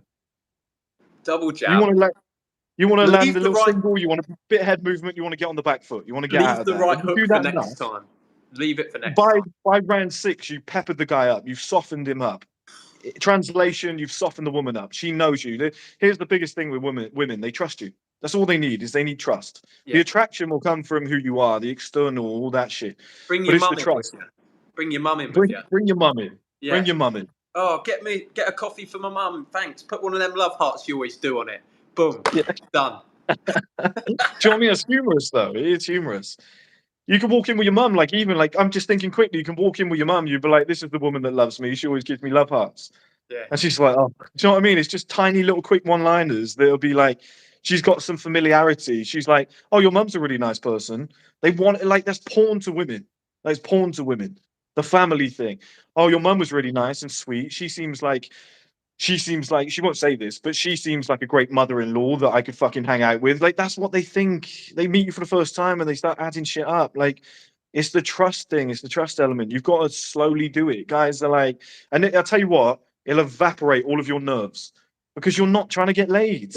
All right. You're not He's going come up back. to a girl and being like, "Hey, can I get your Snapchat? Can I get your number? Oh, she rejected me. That was I fucked it. I fucked it." I'm going up to girls and just going, like, "There's some brave shoes." Do you know what I mean? Just taking the piss. Just being like, really? Red shoes? Who do you think you are? Dorothy from the fucking. Do you know what I mean? And then they start chuckling. They're like, who? But even if they don't, it builds your confidence because they're like, who the fuck is this arrogant little guy? Like, who the fuck is this just coming up to me and saying something? Like, if you ever, I see girls wearing nice clothes, and I'm like, that's a nice coat. Where'd you get it? And I'll just have a discussion about the coat. I'm like, I'm into fashion too. And they're like, oh, do you work in? And you just start talking about your business quick. You're like, I'm releasing my own boxers soon. I'm looking to do my own fashion line. But then you're just like, hey, look, I need to get out of here. I'm busy. I'll see you soon. What's your name? Bang, now you know the name. So next time you see her, you're like, Dorothy. Do you know? No, but like next time you see her, you're like, Sarah. Like, how you doing? You Chris okay? just confuses the fuck out of them. Oh, what colour's the shoes? Is your name Dorothy? I'm releasing boxers. What's your number? Yeah, she's just like, I better give him my number because I don't know what's going on here. But it's all different days. I like my bro. I've got a butterfly mind. I think a million things at once. But like, that's how it works. Like the other day, right? I was walking downstairs and there's this real pretty girl moving into the building, and her dad was helping her. Not the strongest guy, very frail looking guy, and he was trying to lift this thing. And I was like, "Do you need a hand?" And they're like, and I was like, "You need a hand? I'll help you." Do you know? Like, it's I'm planting seeds. Beautiful girl lives downstairs. And then what did she ask me? Oh, do you live in the building? What did I say? Yeah, I do. Top floor. Do the maths. It's the penthouse. You don't Oh have to brag. man. You just subtly drop it in. Do you know what I mean? All It's right. sprinkles. He's come back. He's come back. The guy who was asking about the hugging, and he said this time he might write his number on a sticky note with a smiley face and drop it on a table with her friends. Should he do this? Here's the thing. Like I said, if it's, let's say you've gone to a new city, you live in Birmingham, you're visiting Manchester for the day. You might have to. You might have to. You got to take shots in the dark if you're not going to see her again. The marathon mindset is for your area. It's where you live. It's if you keep checking into the same hotel somewhere and you're going to know you're going to see that girl again. I'll see you next time. Do you know what I mean? I know girls that work at hotel desks and whatever. I've seen them 3 or 4 times. Oh, you again? Do you know what I mean? Like you can do that. But if you know it's the one chance you're going to see, like you could drop that. You could drop that. There's a plausibility. Just drop There's it. sometimes where you have to roll the dice and be like, but explain that because she doesn't know, right? So you could, like, I would go up to a girl in an area that I don't live in, and I'd be like, I would go over and I'd say something. I would pick up on something quickly, and I'd maybe make a joke, laugh, whatever. I'd be like, look, here's the situation. I know you're busy. I'm busy too. I got to shoot off. I'm not from the area. I'm going. I've got to leave in like 20 minutes. Can I get your number? Because I probably won't see you again. Like Yeah. it's, and then she's just like, well, that's kind of logical. Like she's gonna sit there and be like, well, yeah, like he's not, be like, I visit often, but like the danger is I might not see you again. So can I get your number? She might be like, well, I also don't want to miss out on this guy. Do you know what I mean? So in that scenario, but you have to have some element as to why you're asking. Do you know what I mean? Like you can't approach a woman from behind and be like, I just thought you were really hot because translation, you had a fat ass and I want to fuck. So there has to be something. Do you know what I mean? Like there has to be. Girls are smart as fuck. Girls are smart as fuck. They walk around with headphones in with nothing playing, so nobody bothers them, but they can still hear what you're saying because it's dangerous. Like they've been approached by so many people. They know every trick in the book. So you got to be very. You've got to have a reason as to why you're asking for the number. Like, for example, here's a great example. You could go up to a girl in the gym and be like, just quickly, you could just say to, like, she makes eye contact with you, smile, whatever. You'd be like, just quickly, like, do you know what I really like about you? What's she going to say? Oh, I don't want to know. My old sales boss used to do I like that. tactics like this. What's she I've going to say? taken- Like, do you know what I've taken do you know what I that. really like about you? If I said to you, Jack, do you know what I really like about you? And then Yeah. ended the Well, call, you'd be like, what the fuck does he really like about me? I want to know. It's Chris, a tell compliment me. about yourself. Do you see Tell what I me. mean? So she's like, what? What? She'd always like laugh and smile, like, what? What is it? What is it? And you could be like, every time I see you in here, you're the hardest working person in the gym. It's a compliment about who she is as a person, and you'd be like, every time I come here it could be another one. Every time I come here on the weekend, you're always here working early, which means that you don't go out and get drunk like everybody else or something like that. It's a personality thing. You're complimenting her for something other than her beauty. And then over time, if 4 weeks down the line you're dating and you're just like, well, I find you really beautiful. I think you're stunning. It's going to mean a million times more than just, hey, I thought you were really hot from behind. I want to stick my dick in your ass. Like, That's a rough approach. That's real but rough. that's That where it works. comes from. That's what it sounds like. Yeah, To her, that that's what doesn't it work sounds too like. often. You That got but here's the thing. I hate game. And a lot of people will see that as a gaming tactic. I don't do it to game. I don't do it to game what somebody wrote, but I not don't at I all. don't do it as a gaming Not- approach. I do it because I actually noticed that about that woman, and that comes from maturity. I'm a 30-year-old man. I don't want to be with a woman who's lazy lying in bed all day. I want a woman who goes to the gym and works hard because that shows characteristics that I want in a future partner and a mother of my children. That authenticity gets you women. And then you play the long game where she's just like, that guy's decent. Like, he's a good guy. I talk to him openly. I would come to him with a problem. If I need something lifting, I'm going to go and ask him. So there's more interaction scenarios. I'm going to say hi to him because I trust him. He's a decent person. Then one day you pull up to the gym. She sees you pull up in a nice car. She comes to a house party. She doesn't know whose it is. She's got invited, and it's yours, and you've got a really nice pad. And she's That's just some, like, that's the some nice fucking guy that I trust, that I get great along with, Gatsby who's shit. actually a decent person. Oh, and he turns out to be successful. Bonus, I think I'm going to fuck him tonight.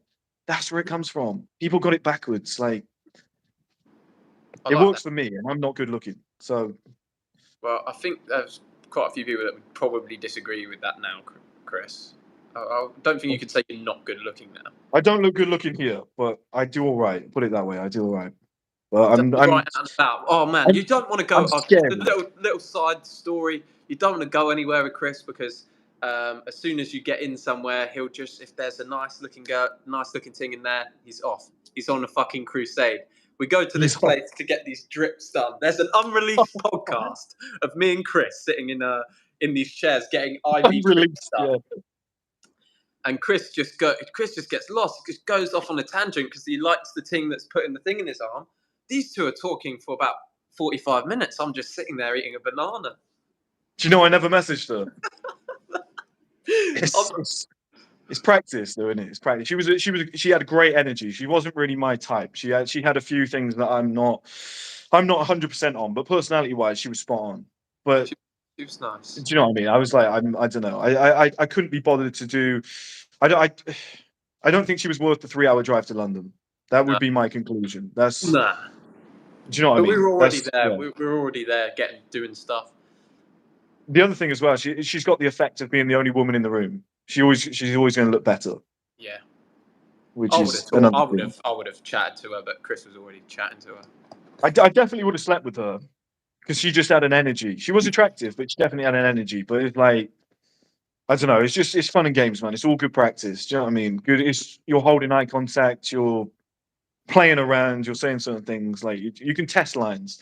I test lines sometimes. I test certain things. I test certain tactics. See how they get on. Have you ever managed to pull off the multiple relationships, like have a girlfriend and then get her to be open to another you sleeping with other girls? Have you pulled that off? Not. Here's what I've done a few times, and I always ask girls this question. It's a very good way to get into it. Okay, this is my tactic. I always say, look, I want to have a threesome with you, and they always go, okay, and I'm like, but here's the rule. I can't touch the woman. I'm like, it has to be a woman, but I can't touch her. And I always say, and this is legit because this is the nice thing of mine. I'm like, I really get off by seeing a woman with another woman. I'm like, so she can touch you, I can touch you, and that double pleasure on you really fucking turns me on. How is she going to say no? All women find all women attractive. Do you know what I mean? And like, she already finds me attractive. So it's like, she's going to get double dicked to some extent. She's going to get rugged as well. Do you know what I mean? If you get what I mean. She's going to be open to that idea once she trusts you a little bit. So that's a very good way of opening the door to, you know, and then in the throes of passion, when she's, you know, coming everywhere, if you went and started fucking the other girl, she'd probably be like, well, I'm semi-open to this because I'm kind of turned on. She'll probably ask you to be honest. She'll get so horny, she'll ask you to. Because I was with my bird I was with my bird in the strip club for her birthday. We was in the Russian strip club and we was getting dances off chicks and that. It was fun. And I said the same thing. Women I was like, you want to go home with one of these girls and they can lick your box and that. And she was like, yeah, it sounds nice. Lick your box. It's crazy how many times, like now that I'm older and I know what's going on, it's crazy how many opportunities I missed. When I was with my ex, we went out for food and there was this gorgeous Portuguese waitress. And I remember she was like, you know, when they're like dark skinned Portuguese, she was unbelievable. And she was saying all night, she was like, I just really like you people. Like, I'm going to give you discount. You don't have to pay. It will come out of like my staff discount or whatever. And she was giving us all these bonuses and benefits. And she was like, oh, you two, you know, you're such a beautiful couple together. And I was like, oh, thank you. Trying to be nice. I was like, I'd love to fuck this woman. She's gorgeous. I didn't click. I should have just been like, when my girlfriend went up to go to the toilet, I should have turned and been like, hey, would you want to come back with us tonight? My girlfriend's really into it. Or ask my girlfriend and been like, you know, we've had a couple of drinks. Would you ever, you know, and hint towards it? She's your girlfriend. She's not going to get angry. Yeah, and the best went too far, man. You went too far on that one. If you send your girlfriend to go and do it, the girl's more likely to say yeah to a girl than she is a guy. So it's just like, it's there as a plausibility. But I didn't see it at the time. Now that I'm older, I'm like, oh, I see what that opportunity was. I see what she was trying. You know, and like my ex used to drop little fucking hints like, oh, she's my type. But they want you to be like, yeah, do you want to have a threesome sometime? Women are a lot more adventurous than people think. They like to give up a certain image. But I don't know. Maybe we should both try and pull it off then over the next couple of weeks. And the next time we jump on live together, we can talk about it. It's wildly doable under that strategy of she can touch you, I can touch you, but I can't touch her. It's block one. It's block one. That's how you start.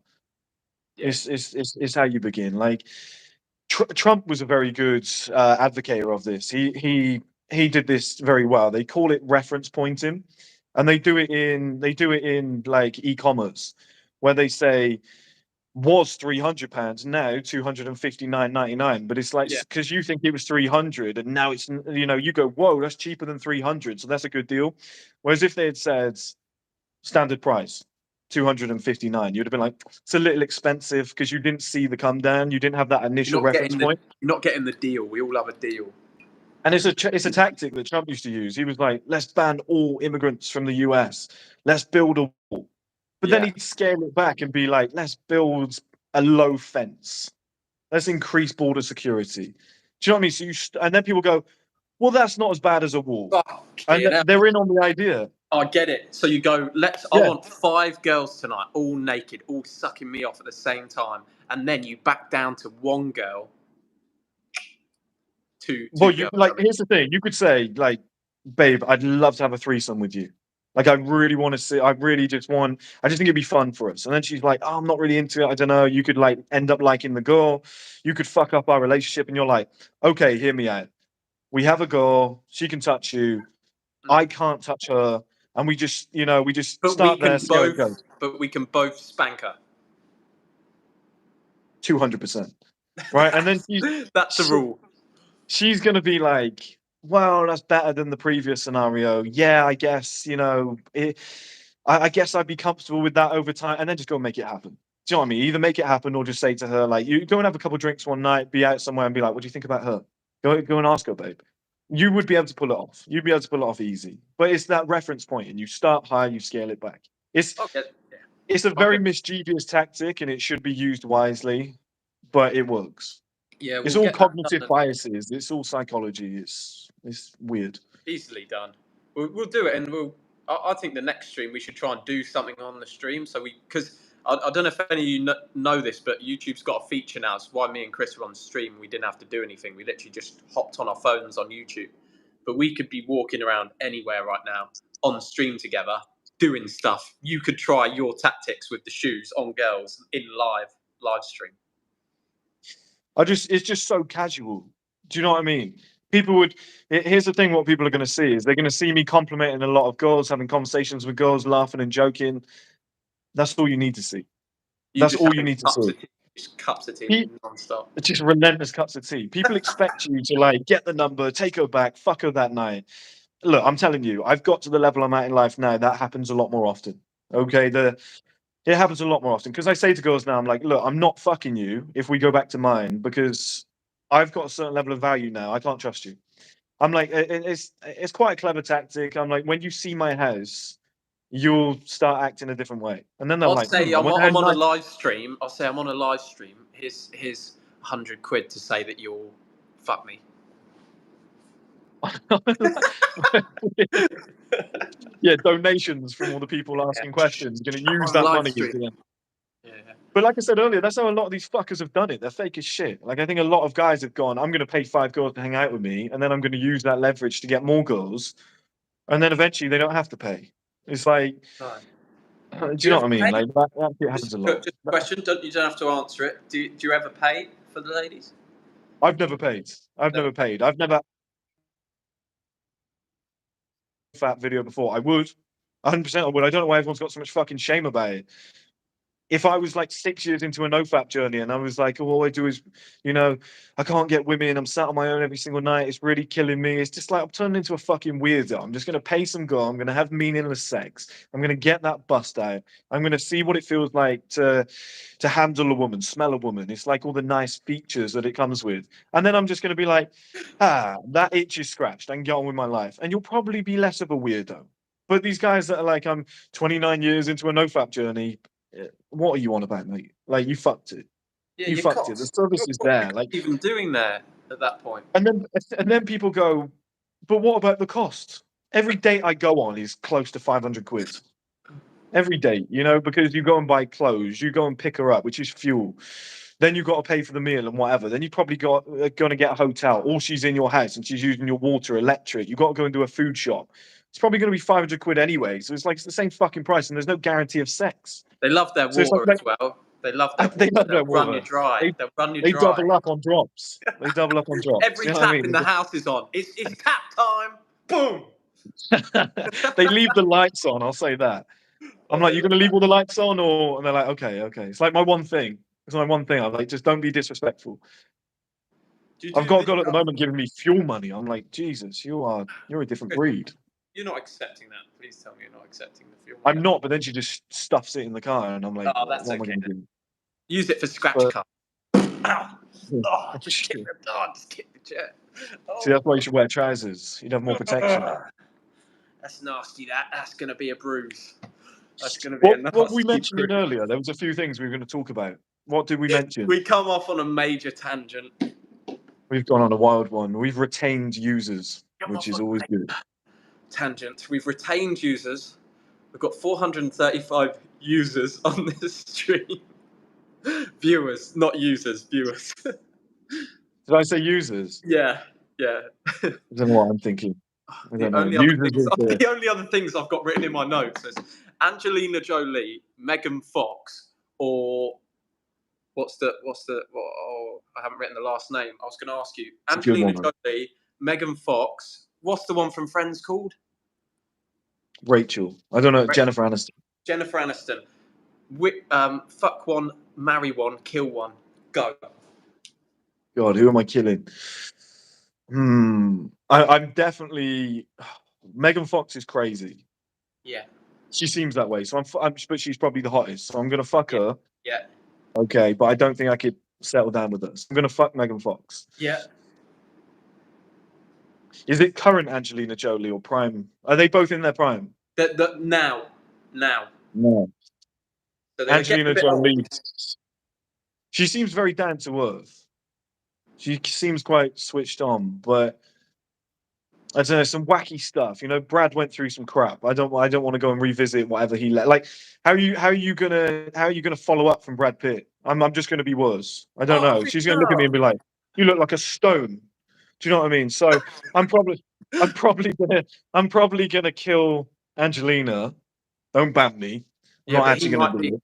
He might be done with. She might be done with Brad Pitt looking motherfuckers. She's like, I hate pretty boys. I'll never want a pretty boy again. I want somebody rough and big with a beard. Yeah. With huge ears.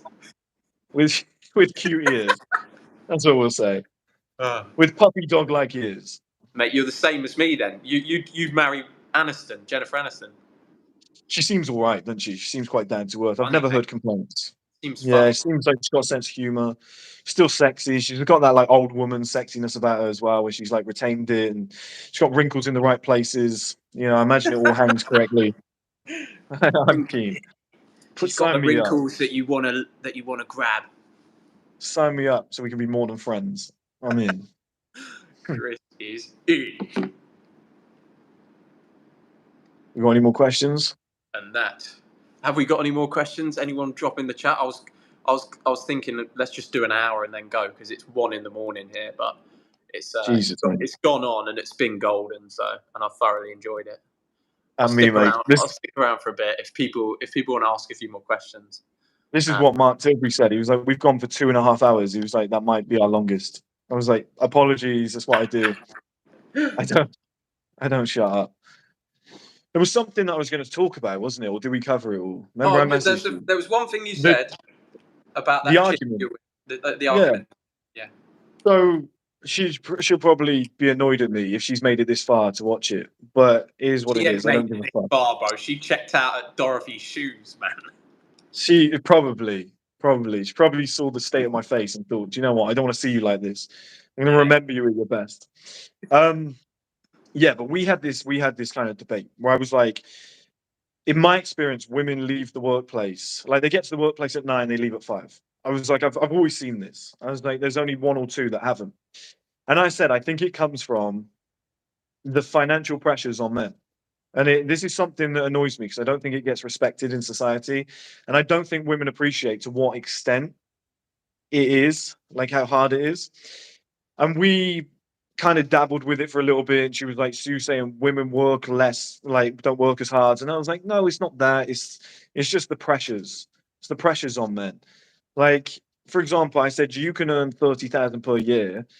And like as long as you can afford new hair, new clothes, new shoes, etc., and you can go out and look beautiful, you've got the opportunity. You're not saying all women do this, but you've got the opportunity to attract a millionaire. and have a great life. You can get all the attention you want. You could be fulfilled. 30,000 per year for a man will get you nowhere because it's not going to get you a house. It's not going to get you a decent car. You're not going to be able to invest in a business and stuff like that. And I was like, that is why men stay longer. That is why men get paid more because they stay longer at the office because we don't have that get out of jail card. Like if, and I don't blame women. People think it's a horrible thing on women. I'm not blaming them. Like if I was a woman, I'd want to be more social. I would want to, if I was young and beautiful, I'd be like, why am I here at work? I want to be at the club wearing a tight dress, getting compliments with that handsome millionaire guy that's going to look after me. Like, why the fuck would you want to be sat in an office getting hit on by all the bums in the office? Do you know what I mean? So I get it, why they'd want to be more social, and it's a better way to live your life. But as a man, you have no get out of jail card. There No. is no, there's not, like, how many men have you heard? Oh, this rich woman decided to just take him on. Like, it just doesn't happen. Happened to Like, one of my friends. This guy it's only Onky. one. Do you know what I mean? Onky. Was she a lot older? Nah, man, she was hot as well. She was a banker. She took him to the Maldives. Listen to this. Took him Oh, to the nice. Maldives, like all exclusive trip. She was a blonde Thai banker. She was a hottie actually, and took him there for the whole time. Paid him 5K, and then and then Paid him. and then they didn't bang. And then they didn't bang each other. He didn't even bang her. He's kind of won that deal though, hasn't he? Well, Free holiday, he's 5K. massively won it. But I said to him, because he's my mate, I was like, bro, that's a bit mean, wasn't it? Would you not at least bang her? Do you know a lot of it with these women that are like they're making a lot of money and they're hot is they're very lonely because it's very hard to find somebody on their level or above. It's very hard, like to find. Most of the handsome guys are broke because they feel no reason to work hard, and most of the guys that have got money are fat and out of shape. So it's like very hard to get that middle ground where somebody's gone male advantage. I'm going to tick every box, like we all are. Like what we're doing now isn't new. People have done self improvement and stuff like this, and like Rollo Tomasi was doing the shit a long time before anybody. If you want to, Yeah. like, do you know what I mean? Like he's probably the godfather of like what we all do here. Yeah. But the modern format of it, the way that we all do it now, is like a collective actually looking good and not just being like it's all game. Do you know what I mean? Like the modern format of it, where it's like across the board, straight seven. That's us lot. We've brought that to the table. It's like you look at Gary V. Gary V's got millions, hundreds of millions. He's a super smart guy, really interesting. Like could hold a conversation with anybody. There's a lot of women that love him, but he's kind of fat and ugly because he just doesn't really care. He never sleeps. He eats shit foods, and it's just like we're a new generation of kind of young, ambitious men that are like we want to look good, we want to be in shape, we want to be able to fight, we want money, we want everything across the board. And it's just like raising that barrier to entry. But there's very few people like that. So those types of women struggle to find someone. What is the worst date you've ever been on? I know straight away. I know. Um, I was actually on Tinder when I lived in the early days when I first moved to London, and this girl was Egyptian Dutch, and I was like, oh my god, that's the best combination ever. And I'm telling you, her pictures, I was like, she's a supermodel. She's a curvy supermodel. Like I was like, she's the most beautiful woman I think I've ever seen. My throat's starting to give away now, and I was like, I got to meet this girl. So I like set it up. Yeah, fine, I'll meet you, whatnot. And then I walked outside. She came out of a youth hostel because she was just visiting London. Mm. And she came out of this youth hostel and she was probably double the size. And I was like, you fucking catfish. But at the same time, I was like, I can't just walk away. I was like, I'm Tall going to or feel bad. double the No, size, tallness or like wideness? fat. I'll be honest, she was fat, right? And but I almost felt sorry for her because you could see she was still a supermodel, but she just gained a lot of weight. Yeah. So I was like, hey, not really into this, just kind of like being really aloof and whatever. I was like, look, we'll go and get food, we'll go for a walk, whatnot, but I don't really want anybody to see us. I was like, Chris. she was cool. She was like quite a decent Yeah. girl. Yeah. We Yeah. sat down on this bench and like we were eating some food. I think we were having like a cup of tea or something. And then she just started, she broke down into tears. Oh And I was no. like, what's the matter? It wasn't me, by the way. Like, I'd say if it was me. I was like, what's the matter? And she was like, I used to look so different. And I was like, okay, like, I know where you're coming from, basically. Yeah. Like, I clicked. And she was like, Okay. you don't have to hide it. You don't have to hide it. I look way different. And I was like, yeah, but like, why, like, what's the problem? Like, why is that? And Yeah. she said, I went through massive depression and I had a hormonal imbalance. Something happened. I can't remember. Somebody died or a boyfriend. I can't remember now. It was a long time ago. Yeah. Yeah. Seems like I don't care, right? But she said, she was like, I got into such massive depression that I had a hormone thing happen, almost like my telogen effluvium that turned chronic. She had that, but a chronic format of it that wouldn't go away. And she was like, it now makes me gain a lot of weight and there's nothing I can do. She was like, I've been in a deficit, I've trained. She was like, I just store fat really easily.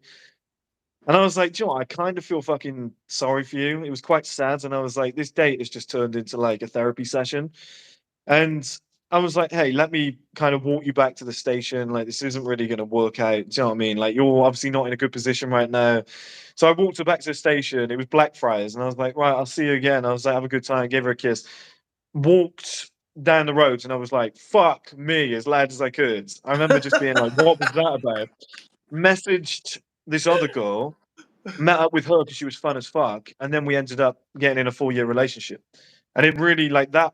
That was like an eye opener for me because I was like, the girl that I'm currently seeing, dating, kind of, just before the relationship stage. I was like, she's such a good woman. She's such a good woman. I couldn't wait to see her. So it was almost like it highlighted that. But yeah, that was the worst date I've ever been on, hands down. Because it was just a therapy session.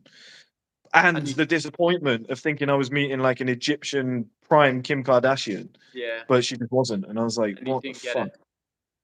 Yeah, I was like, this Honestly, is. I haven't had too many I felt bad sorry dates. for her though. I felt sorry for her. I had a couple bad dates. I have not had something too crazy. I've never been catfished, I don't think. Nah. Oh, I did have one girl.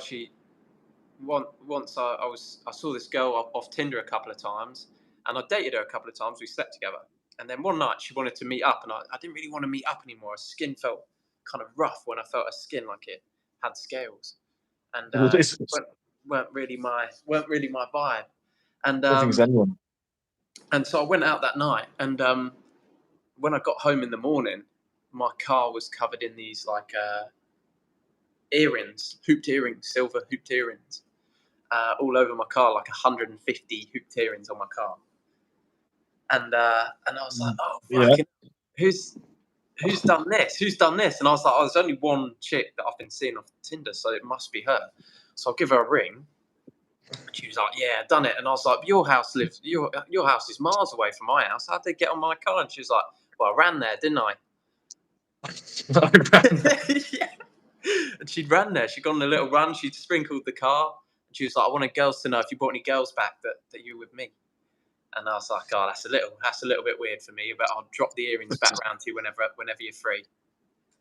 Do you know, you get a lot of that. Ever since I moved into this place, every single woman that I've ever brought back here has left something.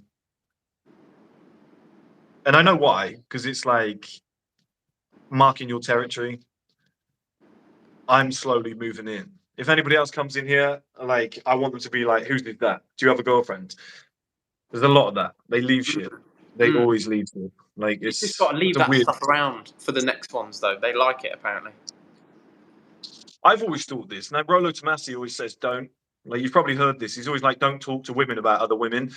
I've always found it's the best thing in the book to talk casually and just be like, you know, you might say I'll something talk and the about girl, it, but I'll leave the yeah, like earrings. don't unnecessarily bring it up. But if a girl is just like, oh, so do you bring a lot of girls back here? You're like, look, I've brought a few, yeah. Like, you're not the first, but do you know what I mean? Just be honest. I just always think honesty is the best policy. Because at the end of the day, if she finds out something and then she's like, he's lied, like that's way worse. I just rather her be like, look, he's a bit of a fucking dick. He's full of himself, but at least he tells me the truth. It's better than all the other guys I've ever been with. I'd rather that. I say many girls have been spanked on this bed, and you're next. Let me show you why there's so many. Yeah. Now, do you know what? Yeah, my first ever girlfriend, she said to me, she was like, you're a player, you're a man whore. I fucking hate you. And she was like, but at least it means you'll be good in bed. And I was like, see, like, do you know what I mean, man? Like, they don't hate the player, hate the game, my friends. There's the old. It's like I've been reading the Dan Bilzerian book recently because you told me to read it, but it was in the book and it jogged my memory. But I've spoken about this before on the channel. A lot of people have heard of this before. The goldfish thing, where like goldfish, female goldfish, go for the male goldfish who's the most orange. It's a study that was done years ago. If they're the same shade of orange, the females go, okay, who are all the other females interested in? And they'll go after that guy. So if they can't decide, they'll let the populace decide. And you see this with women. It's like you're bringing a girl home, and then her friends are like, no, no, no. And she'll be like, okay, I'm not going home with him. Like they take a lot of their advice from the group, the populace. And like if a woman sees you, like I said with the live setup, if women see you with other hot women, they're going to be like, he's great. He's pre-validated. Like this guy's high level. So if they know that you've slept with a lot of girls, they're like, well, it must be for a reason. I like girls would rather be with a man that's slept with they would rather be with a man that's got a ton of options. Yeah. And they're trying to be the one rather than be with a guy who's got no options and they know they're safe with him. They might do that at 40 when they've been cheated on multiple times. The Do you old know what I mean? Like, cougars. they'll get fed up. The old cougars, they're looking for a virgin. They're dirty. They're looking for a virgin. They're fed up. They're like, I want somebody who's mine. I want to capture him. But the majority of women are into like, that guy's wanted by everybody. I wonder if I can get him. And I want to know why he's wanted by everybody. It's a fucked up thing, but it works. And as long as you don't abuse it and be too arrogant about it, and you're just like like I say, I'm like, look, I'm a bold, big-eared idiot. I don't know why girls like me, but they do. And girls are like, huh. He's not like egotistical about it, but he obviously gets women. They're like, yeah, I want to find out why too. And then, they find out why. What's your, we've had a question, Chris. What's your opinion on Fresh and Fit? Well, I think he knows my opinion. That's why he's asked to get a reaction. Do you not like them? Do you not like them? It's not that I don't like them. I think anybody who's doing what they're doing for men is a plus in my book, right? And I don't shit on people unnecessarily. I just think if you're going to be in the industry that we're in and you're going to say the things that they say, have some merit. And I'll give you an example. People used to ask me, how did you become successful? And I was like, I don't know. I'm teaching you guys how to become better men, but I'm not successful yet. I'm making 2,000-3,000 per month. Once I got to like 10K, I was like, okay, I can teach you some shit. I can teach you some stuff. People ask me about multiple different areas of life, and I'm like, I'm not there yet. I can't tell you that yet because I haven't reached it. Like with fitness, I remember people used to say, what's the best way to get in shape? And I was like, here's my most recent photo. If you want to get to that point, I can tell you what it takes. If you want to look like Mike Thurston, I don't know yet. I'm not there. So that is my policy. Until you've done it, don't speak about it. But they're on the podcast going, as a high value man. And I look at them and I'm like, I got to be honest, I don't see a high value man. I see two guys that I could squish with one hand who have only made their money from ad revenue. And I'm like, that's the old tale of being like, I'll sell a course on how to become successful. And that course makes me successful. It's the same shit. Come on, don't shit on courses, bro. That's what I do. No, courses are fine if you've done it. So like you've got in shape, you sell a course. I've got the same thing. I sell a Male Advantage ebook because I reached 30 years old and I went through the whole, the steps. I sold a body language course because I did 2 years in body language and then did it for X amount of years just naturally in life. Do you know what I mean? Like there's things of merit. Like you've accomplished them already. You've done something. Like Hamza wanted to make a course on how to grow a YouTube follower. There's nobody better to do that. Like he's the king at growing following. His following's a joke. That is just merit. But when I see two guys, fresh and fit, sat there, and they're saying as a high value man, I'm like, you've self-proclaimed that. What makes you a high value man? Because I don't like, and I'm not blaming their genetics, but I'm like, you're not even in shape. So I look at them, and I look at you, and I think, he's jacked. I've seen you in the gym. We've done the challenge against each other. You're a beast. Do you know what I mean? Thanks, bro. I've seen Hamza sparring, meeting up with people. He's doing great fucking work. He's legit. I've seen Nikhil, Captain Sinbad. He's out there. He's hustling. He's in the gym. He's boxing. Fresh and fit. Like, I just see two guys on a podcast telling people what to do, and then it doesn't look as though they're doing it themselves. Like, interesting. It's an interesting. Men lie, women lie, but results don't lie. Numbers don't lie. And it's like I've posted receipts of how much money I've made. I've shown people I've reinvested $500,000 since April. Like I've shown that. I've shown the profits I make from supplements. I've tried to be as see-through as possible. I've said I'm not good at this though, guys. This is probably my weak point. I've said this in body language courses and stuff like that. I don't see that with them. They're framing themselves as the perfect guy. And I'm like, but I see 100 different faults. Fair enough. If you're working on yourself, that's fine. But they do claim that they're like top of the tree, high value man when women, and I'm like, I like anybody can start a podcast and claim shit. And that's what I see. And I'm just like, have you ever been punched in the face? Like, I just think every fucking YouTuber in our space, everybody who does what we do, should go and do a Royal Rumble. Do you know what I mean? And it doesn't matter who wins. It doesn't matter who wins, but people have to watch the reactions. Like, Fresh and Fit, one of the guys gets punched in the face and he like backs away and runs and winces. And he runs off and he doesn't want anything to do with it. That might happen. He might get punched in the face and go, yeah, come on then, I want some. At that point, I respect him. Let's do the YouTube Like, I think Royal Rumble. Like, I think KSI is the worst boxer I've ever seen. He's fucking awful. His brother. But he wins. His brother's Somehow worse. he wins. He might be, yeah. But like KSI's mentality is amazing. Like he knows he's shit, but he just keeps going and he takes on challenges. And I'm like, look, I've got to respect the man because there's no way he should have beaten Logan Paul. He's fucking useless. But I have to respect him because it's not about genetics or skill set. It's about what's up here. And I just like I know I'm legit. I've trained with you. I know you're legit. I'm friends with Hamza. I know he's legit. I've seen some good signs from different people where I'm like, he's a decent guy. Like I've seen stuff in the tapes where I'm like, I fucking respect you. I've seen other things that are a bit sus, but on the core, I think they're decent guys. I respect them. But with Fresh and Fit, I'm like, if you're sat there and you're out of shape, you're clearly not training. Your diet's clearly not good. So you're teaching people to be a certain type of man, but you're not living that yourself. That just worries me. It's like it's very important. You've got to be in line with what you're saying. You've got to be. Sneeko's the same, and I don't mind calling out Sneeko because I invited him onto. Hamza put in a lot of effort, set me and Sneeko up on WhatsApp, and said, "You two need to have a chat." And I was like, "Yeah, sure." So I said, "Look, buddy, you've got a ton of potential. I want to harness it. I want to put you. I wonder what that was. I thought it was a plane. I want to put you on my streaming platform. I really want to like set you up." And he read it and ignored me, and I was like, "That's rude. Like, say no, turn me down. I've got no problem with that. I'm old enough and ugly enough to go, yeah, no worries, mate. It's not for you. You don't see what I see. You don't think is as good as what you're doing. I respect that, but thank you for the reply." But to read it and not reply, I'm like, you're arrogant for somebody who has never really done anything. Like I wouldn't look at Sneeko and be like, that guy's in great shape. I wouldn't look at him and be like, he started a business outside of this and made millions. It's like he's literally done nothing. He's done a lot of content. Done a lot of content. Yeah, but that's what I mean. Like anybody can watch a First Man video and then go and copy it because that's what a lot of people do. That's what I do. A lot of people do that. Yeah, but you admit it. Hamza tags back to me. Nikhil tags back to me. He goes, "This is a First Man thing. Go follow him." But there's a lot of guys in the industry that take what I've said and they're like, I'm kidding around a bit because they take what all of us have said. Yeah. Like I've seen Hamza's videos get copied. I've seen your videos get copied. But there's a lot of guys that when they're making money in this industry, I want a piece of that. And all they do is they go on camera and they value followers more than anything else. And it's almost a vanity thing where they know how to grow, they know how to go viral. They've got millions of 14-year-olds following them.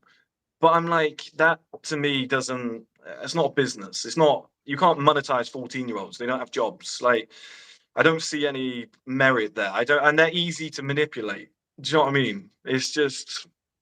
Well, that's why. Yeah, but think about it, Chris. Who do you think they'd be better off talking to? You, if you managed to harness them, would they be better off learning from you, or would they be better off learning from these other people? Do you think you should just become famous for the greater good? Yeah, I've thought this recently because my TikTok's got millions and millions of views, and I didn't even know. So I'm like, I need to manipulate this. Like millions of views on the videos. Hilariously funny. I think that's why I like you. So fucking funny. I appreciate that, buddy. A lot of people say accidentally as well. Like I just get angry and it becomes funny.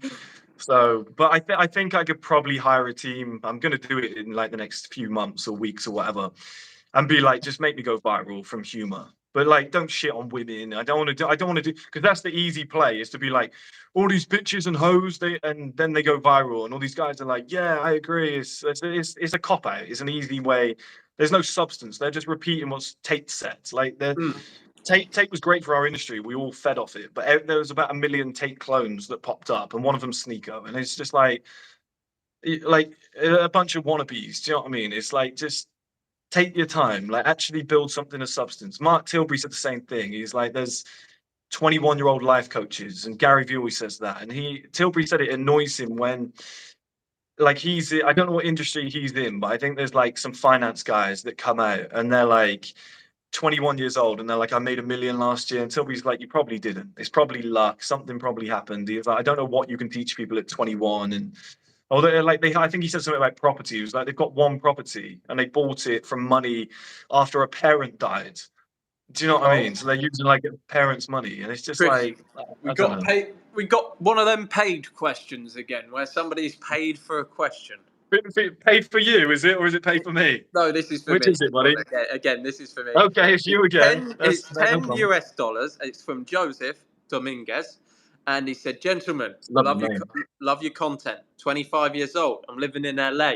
Training Muay Thai 3 times a week. I've got a sales job and I'm working on breaking into direct response marketing space now so I can make money independent from a job. Keep it up. Don't think that's a question. Just a nice one, Joseph. Yeah, mate, that's amazing. That's amazing. At 25, that's really good. He's got a clear plan. He's doing multiple different things. You know, he's doing masculine things. He's just going to go places. The trick is now to keep pushing, to keep trying to find new things to do. Always try and find what you're not good at. Always try and like push forwards. Like, you know, I'm with the industry that we're in. I'm looking to hire a voice coach soon, like a Per Bristow, somebody who can give you some serious resonance when you speak, so I can speak for longer instead of getting this like kind of sound going on. You don't need to speak for any longer, Chris. Oh, you're probably right. Absolutely. No, you're right, man. You're right. What we on now? What's your longest ever? My longest ever video or live stream. I think this is probably my longest live stream. So we're just setting records every second. We're setting records. This has What been 2 hours and 20 minutes now, Chris. Do you think there's people who have been in here the whole time, or do you think there's been a nice rotation? Yeah, put a comment in if you've been in here the whole time. There's 433 people.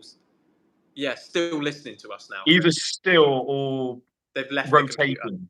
Or maybe they've rotated. Maybe the computer's on in the room. Harbonate has been in here the whole time. 50% of these are Russian bots. There's loads that have been in here the whole time. There's loads. You guys are awesome. Man. I'm going to read some out because apparently that builds more trust with the audience. Glamoko Bukarali, Kanti, Endi Crashy, Goat Smoker 420, Gonjalo Dato, Loud Drifts, HHH Drips, Venzor, Jack Cullen, The Vlone Don, C, J Jordan Case, nice. There's a Russian guy, Axel Klickst. That's a bot. That is a bot. I'm kidding. Boys, it's been a pleasure. What was that guy's name? Need the toilet again. Was it Ghost Smoke or was it Gunsmoke? Because that was a hell of a name. Yeah, something smoke. That's like an Xbox gamer tag. Buddy, I was going to say, I'll probably shoot off anyway, so it's probably a good time to call it. Yeah, me too. I'll probably just shoot out now. Yeah, I appreciate you having me on there, man. This has been so much fun. What have you seen? I had a great time. Is there another comment? What have you seen? We've got to do another one in a couple of weeks' time. 100%. We need to do more stuff, man. We get the threesome done. We do another one 2 weeks' time, and we talk about. I don't know if YouTube will allow that, but okay, we'll try. We'll call it something else. We'll call it Healthy Twosome. Healthy +1. Twosome +1. We'll call it a lady salad. 2 + 1 = lady salad. Yeah, that's our code. They're not going to know now that we've just said it and spoiled it. See you on the other side, brother. See you on the other side. I'll see you again, buddy. Thank you, guys. Appreciate you watching. Speak to you all soon. Pleasure. Mate, I'm so old. I don't know how to see. Yeah, where's the off button on this thing? I think it's top left. I think it's the X. Oh, if I disappear, I found it. See you, boys. See you, Chris. See you, guys. Jack is a perfect specimen of a human being. Thanks, Dimcho. Harbonator, thanks for being on the whole time, mate. I appreciate the support as always. You're an absolute legend. Thanks for saying that. That was a fun stream. All right. See you, boys. I'm going to go to bed now. Yeah. Thought I was going to... Oh, no, I didn't. Yeah, there's no beard coming yet. I've got a moustache coming through. Hope you gained value. Namaste. See you later. Peace out. Love you all.